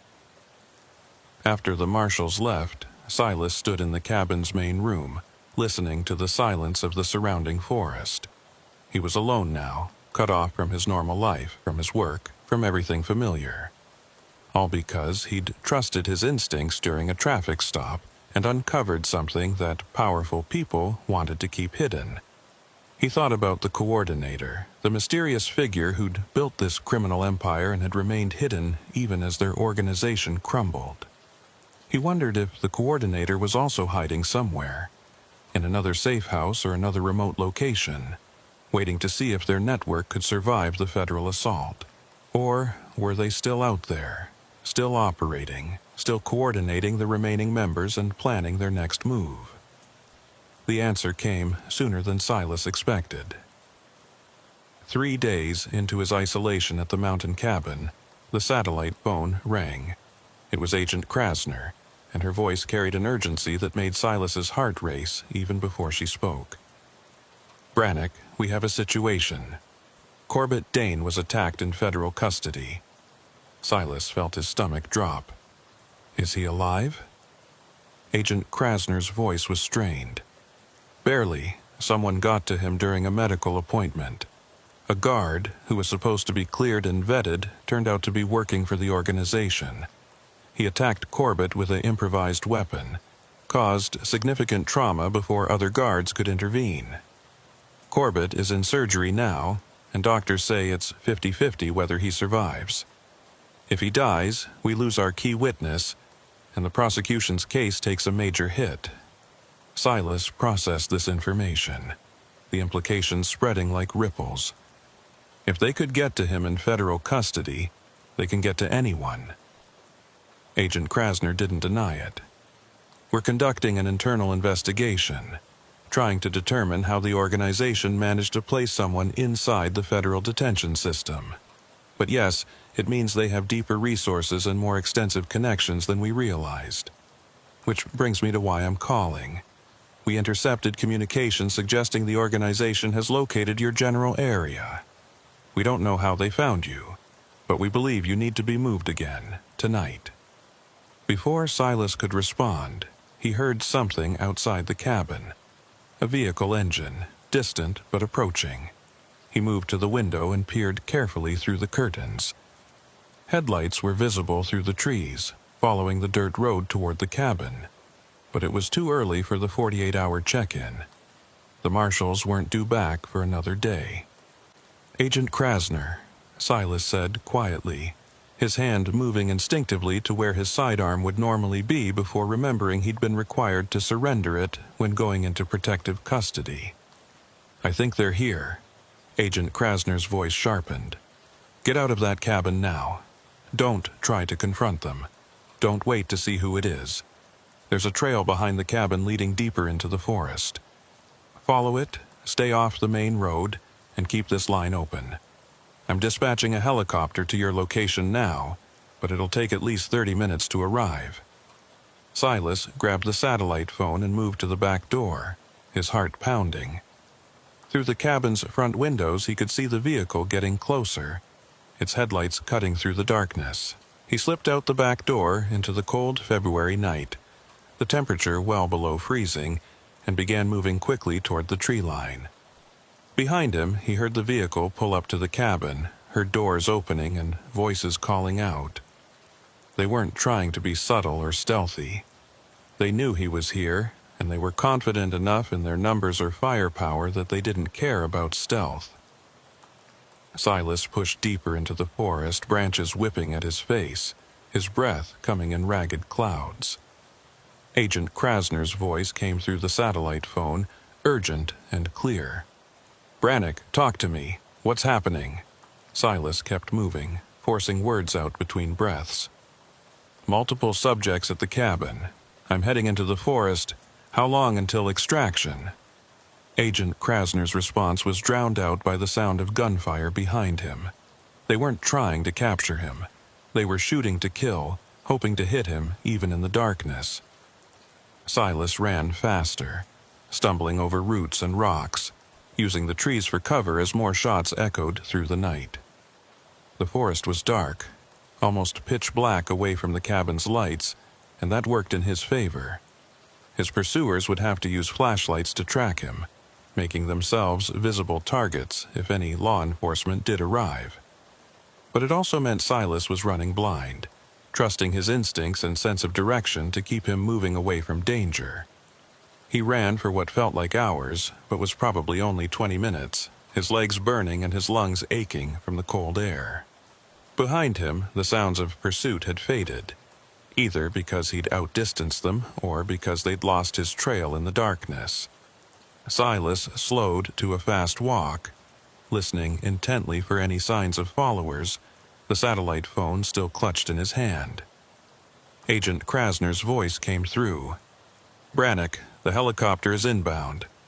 I need you to find a clearing where they can attempt extraction. Can you see any open areas?"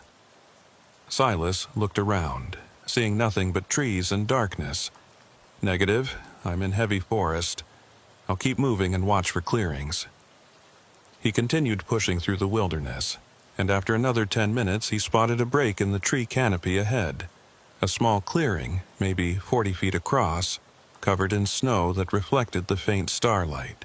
It would have to do. "I've got a clearing, transmitting my GPS coordinates now." He activated the phone's emergency beacon, sending his precise location to Agent Krasner's team. Then he waited, crouched at the edge of the clearing, watching the tree line for any signs of his pursuers. The minutes stretched out, each second feeling like an eternity. Then he heard it, the distinctive sound of helicopter rotors, distant but growing closer. The rescue was coming, but so was something else. Through the trees behind him, Silas saw flashlight beams moving methodically, sweeping back and forth. His pursuers had picked up his trail again, and they were closing in. The helicopter appeared over the tree line like salvation in mechanical form, its searchlight cutting through the darkness and sweeping across the clearing. Silas broke from the tree line and ran toward the center of the open space, waving his arms to signal his position. Behind him, the flashlight beams of his pursuers grew brighter, closer. He could hear voices now, shouting coordinates to each other, organizing their approach. They were professionals, moving with military precision. And Silas realized these weren't just corrupt cops or hired thugs. These were trained operatives, the kind of people an organization with deep resources could recruit when they needed a problem eliminated permanently. The helicopter descended rapidly, its rotors whipping up a storm of snow and debris. A side door slid open, and Silas saw a federal marshal leaning out, one hand gripping a safety line, the other extending toward him. The helicopter couldn't fully land in the small clearing, so it hovered about 6 feet off the ground, close enough for Silas to reach if he jumped. He sprinted the last few yards and leaped, his hands grasping for the marshal's outstretched arm. For a terrifying moment, he hung in the air, fingers slipping on the marshal's gloved hand. Then another marshal grabbed his jacket and hauled him into the helicopter. Gunfire erupted from the tree line, muzzle flashes visible in the darkness. Bullets pinged off the helicopter's armored hull as the pilot pulled up sharply, banking away from the clearing and climbing fast. Silas lay on the helicopter floor, gasping for breath, his heart hammering against his ribs. One of the marshals leaned over him, checking for injuries. "You hit?" Silas shook his head, unable to speak yet. The marshal nodded and moved to the door, securing it shut as the helicopter gained altitude. Agent Krasner's voice came through a headset one of the marshals handed to Silas. "Brannick, you're secure. We're taking you to a federal facility in Missoula. You'll be safe there while we figure out how the organization tracked you to that cabin." Silas pulled himself into a seat and strapped in, his hands still shaking from adrenaline. How did they find me? Only a handful of people knew that location. Agent Krasner's silence spoke volumes before she finally responded. "We're investigating, but Silas, We have to consider the possibility that the leak is closer than we thought. Someone with access to witness protection protocols, someone inside the federal task force. The implications of that statement hung heavy in the air. If the organization had infiltrated the federal investigation itself, then nowhere was truly safe. The flight to Missoula took 40 minutes, and Silas spent that time staring out the helicopter window at the darkness below, thinking about how completely his life had been upended. A week ago, he'd been a highway patrol trooper working his regular route, looking forward to his days off, planning a fishing trip for the spring. Now he was a fugitive, hunted by a criminal organization with resources extensive enough to corrupt law enforcement at multiple levels and track him to a supposedly secure location. When they landed at the federal facility, a fortified building adjacent to the Missoula airport, Silas was escorted inside by a security detail that seemed excessive even given the circumstances. 6 armed marshals formed a perimeter around him as they moved through the building's corridors, and he was taken to a windowless room deep in the structure's interior. The room was furnished like a modest apartment. A bed, a small kitchenette, a bathroom, and a desk with a computer terminal. Agent Krasner was waiting inside, along with 2 people Silas had never seen before. She made introductions quickly. Trooper Brannick, this is Special Agent Carmichael from the FBI's Internal Affairs Division, and Assistant U.S. Attorney Desmond. They're leading the investigation into how the organization obtained information about your location. Special Agent Carmichael was a tall woman in her 50s with gray hair and eyes that had seen every variation of betrayal law enforcement could produce. She gestured for Silas to sit. "Trooper, I'm going to be direct with you. We believe there's a mole inside the federal task force investigating this organization. Someone with access to witness protection protocols and case files. Someone who's been feeding information to the coordinator since before the raids began." Silas felt a cold knot form in his stomach. How long have they been compromised? Agent Carmichael pulled out a tablet and displayed a timeline. "We're not certain, but evidence suggests at least several months, possibly longer. The organization has been staying one step ahead of us since the beginning. They knew we were building a case. They knew when we planned to execute the raids. And they knew where you were being kept in protective custody." Assistant U.S. Attorney Desmond, a younger man with wire-rimmed glasses and the intense focus of someone who'd spent years prosecuting complex cases, added his analysis. "The question we're trying to answer is whether the mole is someone who was already working for the organization when they joined the task force, or whether they were recruited after the investigation began. That distinction matters because it tells us how deeply the organization has penetrated federal law enforcement."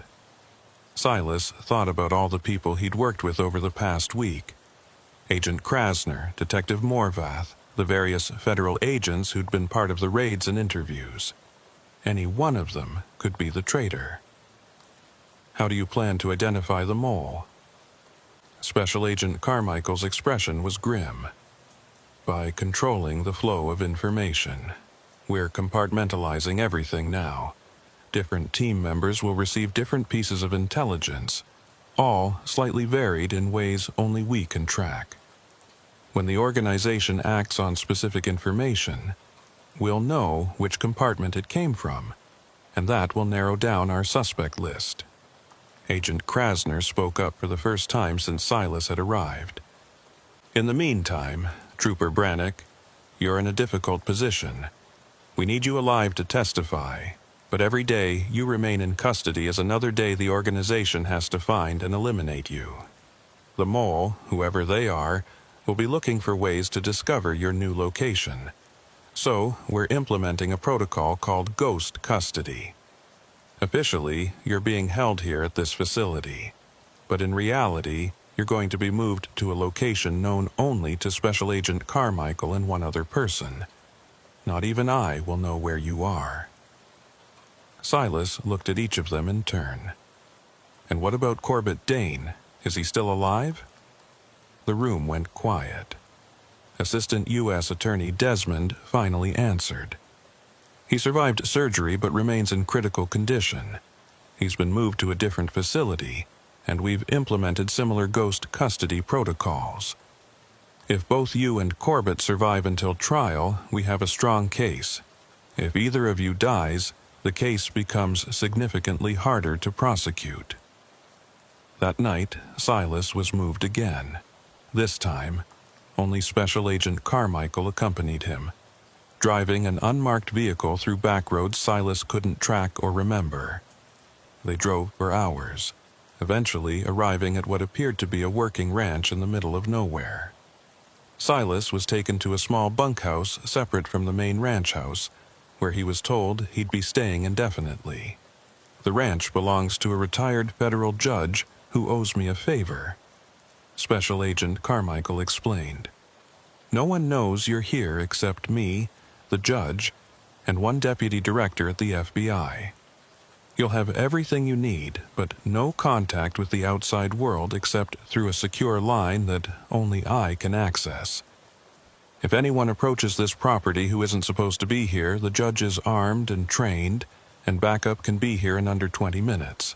Silas nodded, too exhausted to ask more questions. After Special Agent Carmichael left, he collapsed onto the bunkhouse bed and fell into a dreamless sleep born of physical and emotional depletion. The next 2 weeks passed in a strange limbo. Silas spent his days helping with ranch work, which the judge insisted would help keep him occupied and less likely to dwell on his situation. The judge was a man in his 70s named Rutherford, lean and weathered from years of outdoor work. He'd served on the federal bench for 30 years before retiring to this ranch, and he maintained the gruff competence of someone who'd spent a lifetime making difficult decisions. He didn't ask Silas about his situation, didn't pry into why a state trooper was hiding on his property. He simply provided work, food, and the occasional game of chess in the evenings. Silas found himself grateful for the normalcy of it, the simple routines of ranch life that gave structure to his days.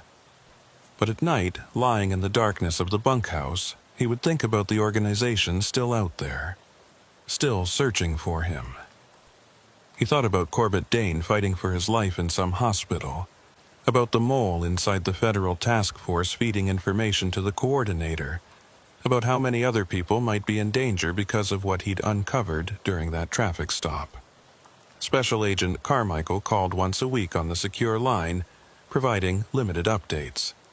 The investigation was continuing. Several more arrests had been made based on evidence seized during the raids. But the coordinator remained unidentified, and the 3 suspects who'd fled, including Judge Hartman, were still at large. The mole inside the task force hadn't been identified yet, though Carmichael said they were making progress with their compartmentalized information strategy. It's only a matter of time, she told Silas during their 3rd weekly call. Whoever the mole is, they're going to make a mistake, and when they do, we'll have them. But time was something the organization seemed to have in abundance. 3 weeks after Silas had been moved to the ranch, something happened that changed everything. Judge Rutherford came to the bunkhouse early one morning, his face grim. "We have a problem. One of my ranch hands called in sick today, said he's got the flu, but I've known that kid for 5 years, and he's never taken a sick day in his life. Something's wrong." Silas felt his instincts flare. "You think the organization got to him?" Judge Rutherford loaded shells into a shotgun with practiced efficiency.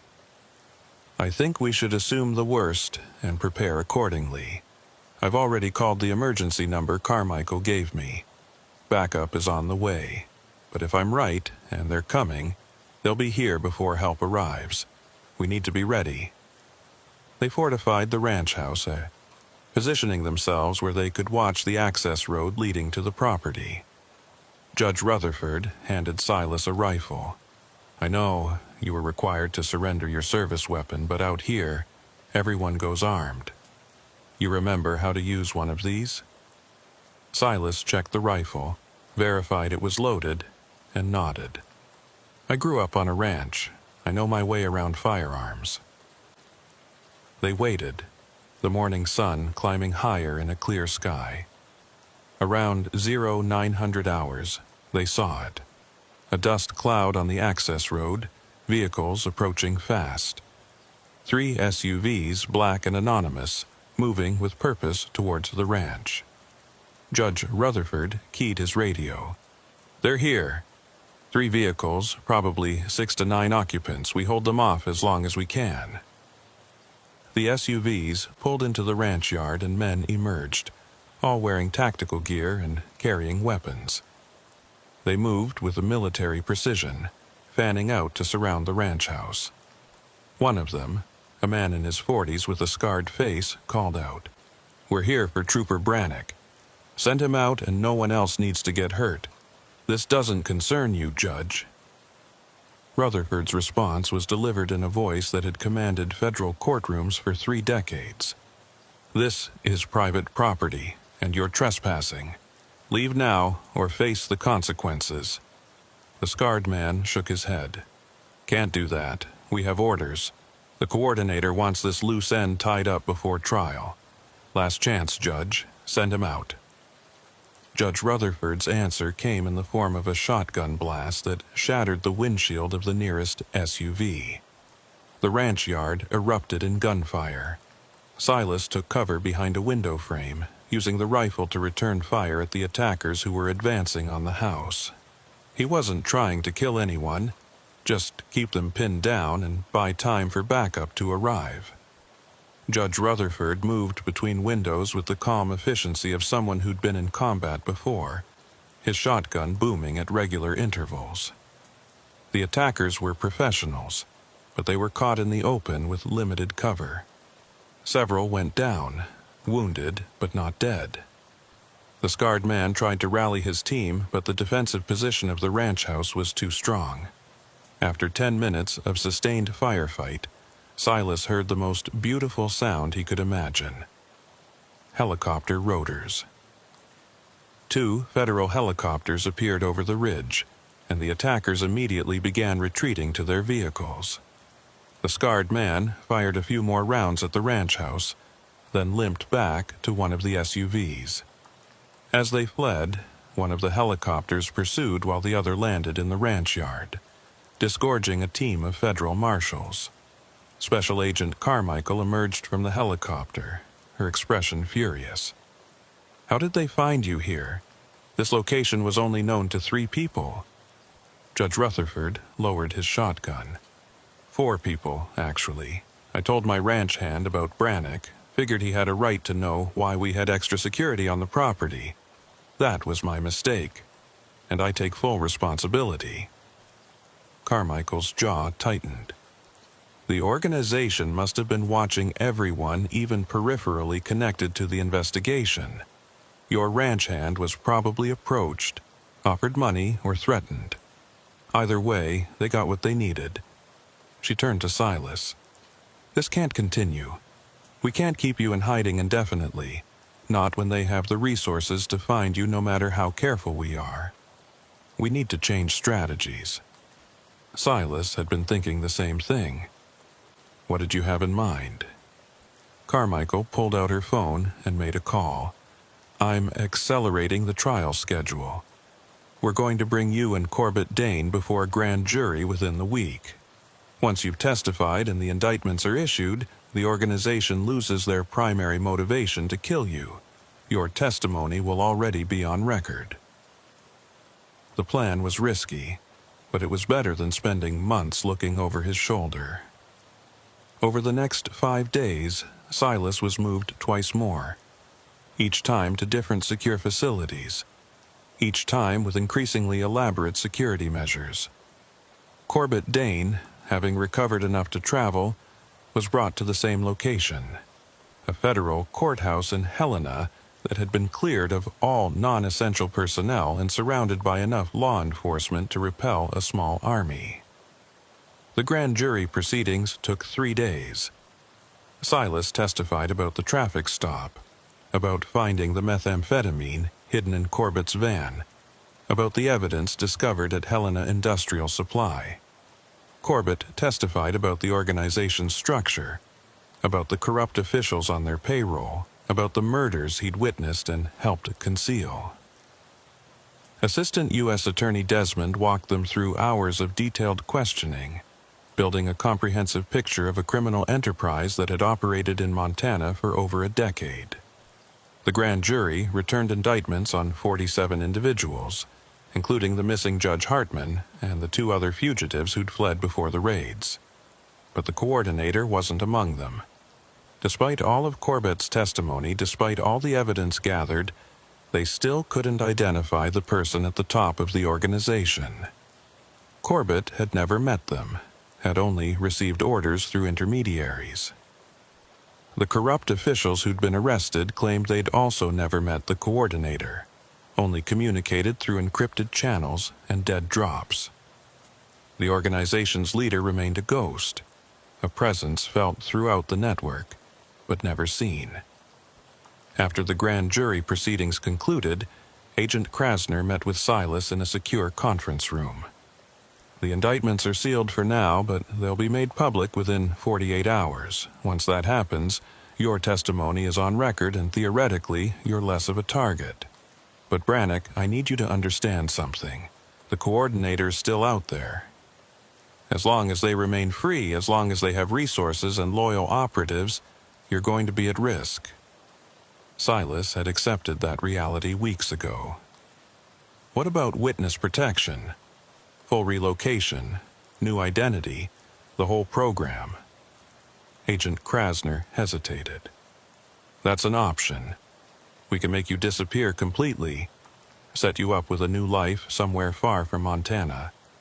But it means giving up everything, your career, your friends, your identity. You'd become someone else, and you could never come back. Silas thought about his life as a highway patrol trooper, about the back roads around Helena where he'd spent 9 years serving and protecting. He thought about the satisfaction of doing good work, of helping people, of making a difference. Could he give that up? Could he walk away from the person he'd been and become someone new? I need time to think about it, he said finally. Agent Krasner nodded. You have 48 hours. After the indictments go public, you'll need to make a decision. Either way, we'll support you. But choose carefully, because once you commit to a path, there's no going back. Those 48 hours passed faster than Silas wanted. He spent them in a hotel room under federal protection, watching news coverage as the indictments were unsealed and the scale of the corruption became public. The media erupted with stories about the criminal organization that had infiltrated Montana law enforcement, about the decades of drug trafficking and murder, about the mysterious coordinator who'd built an empire and remained hidden. Political leaders called for investigations and reforms.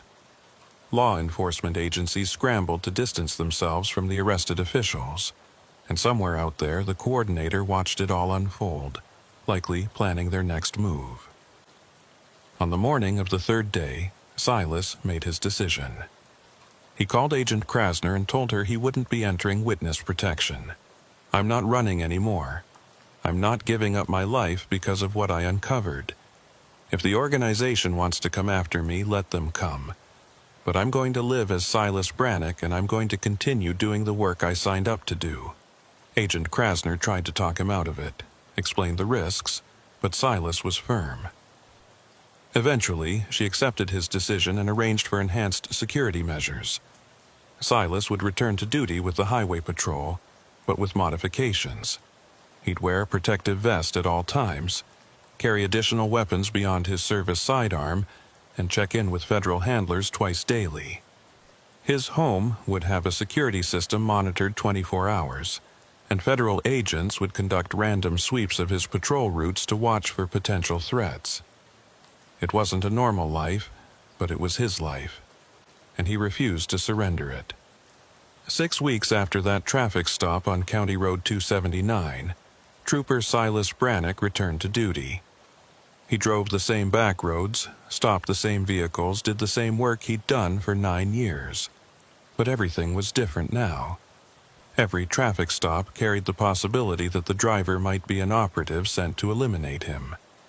Every routine day held the potential for violence, and somewhere in the shadows, the coordinator waited, planning, adapting, and maintaining control over what remained of their fractured organization. The trials began 8 months later. 32 of the indicted individuals were prosecuted in a series of proceedings that stretched over a year. Most were convicted, receiving sentences ranging from 15 years to life in prison. Deputy Hutchins took a plea deal and provided additional testimony about the organization's operations. The corrupt county prosecutor did the same, but the 3 fugitives, including Judge Hartman, remained at large. Interpol alerts went out across multiple countries. Federal agents followed leads from Canada to Mexico to South America. But they found nothing. It was as if the missing 3 had been erased from existence, protected by resources vast enough to keep them hidden indefinitely. Eulalie Finch's business survived, barely. She'd cooperated fully with the investigation and no charges were filed against her. But the stigma of having her company used for drug trafficking destroyed her reputation.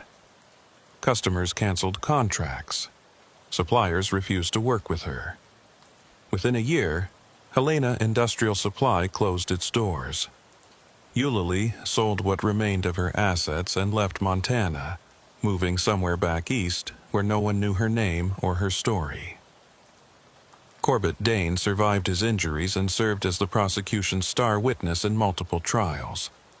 After the proceedings concluded, he entered witness protection and disappeared into a new identity somewhere in the continental United States.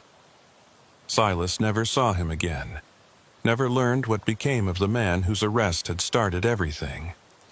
But sometimes, late at night, Silas would wonder if Corbett had managed to find peace, or if he lived the rest of his life looking over his shoulder, waiting for the organization to find him. 2 years after the traffic stop, Silas was working a routine patrol on County Road 279, the same road where he'd pulled over Corbett's van. He saw a white cargo van ahead of him and for a moment his heart rate spiked. But it was a different van, a different driver, just a legitimate delivery driver going about their day. Silas followed it for a few miles, his instincts screaming at him to pull it over, to check, to verify.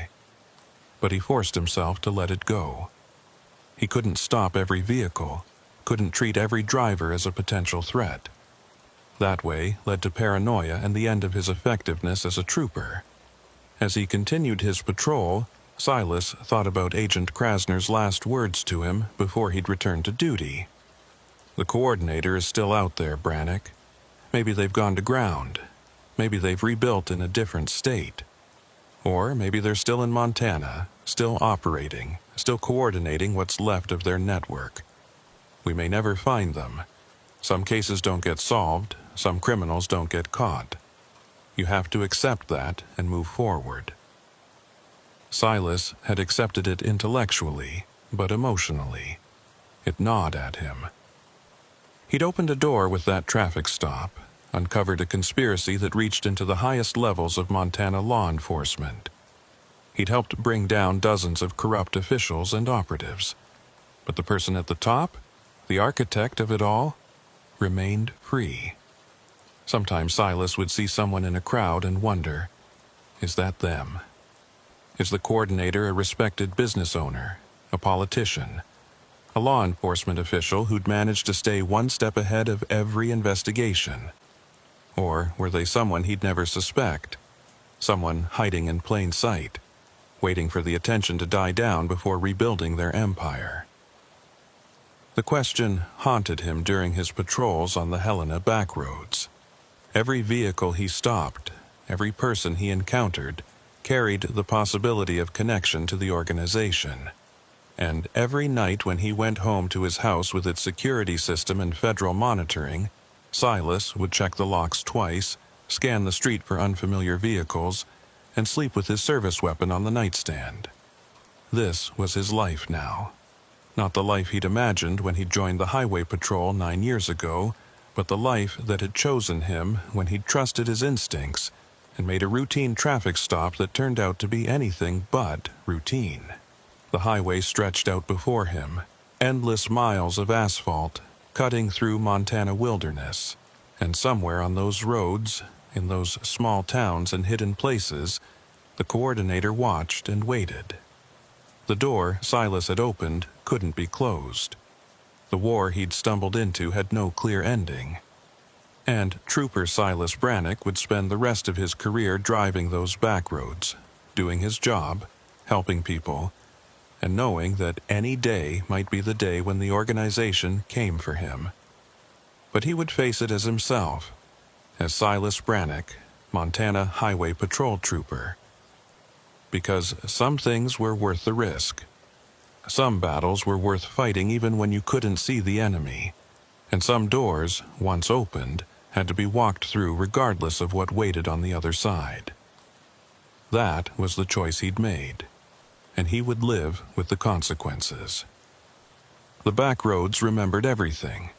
Every traffic stop, every arrest, every moment when routine became something far more dangerous. And Trooper Silas Brannick would remember too, driving those roads, watching for the next white van, the next suspicious vehicle, the next door waiting to be opened. Because that was the job. That was the life. And he wouldn't let fear change who he was or what he'd sworn to protect.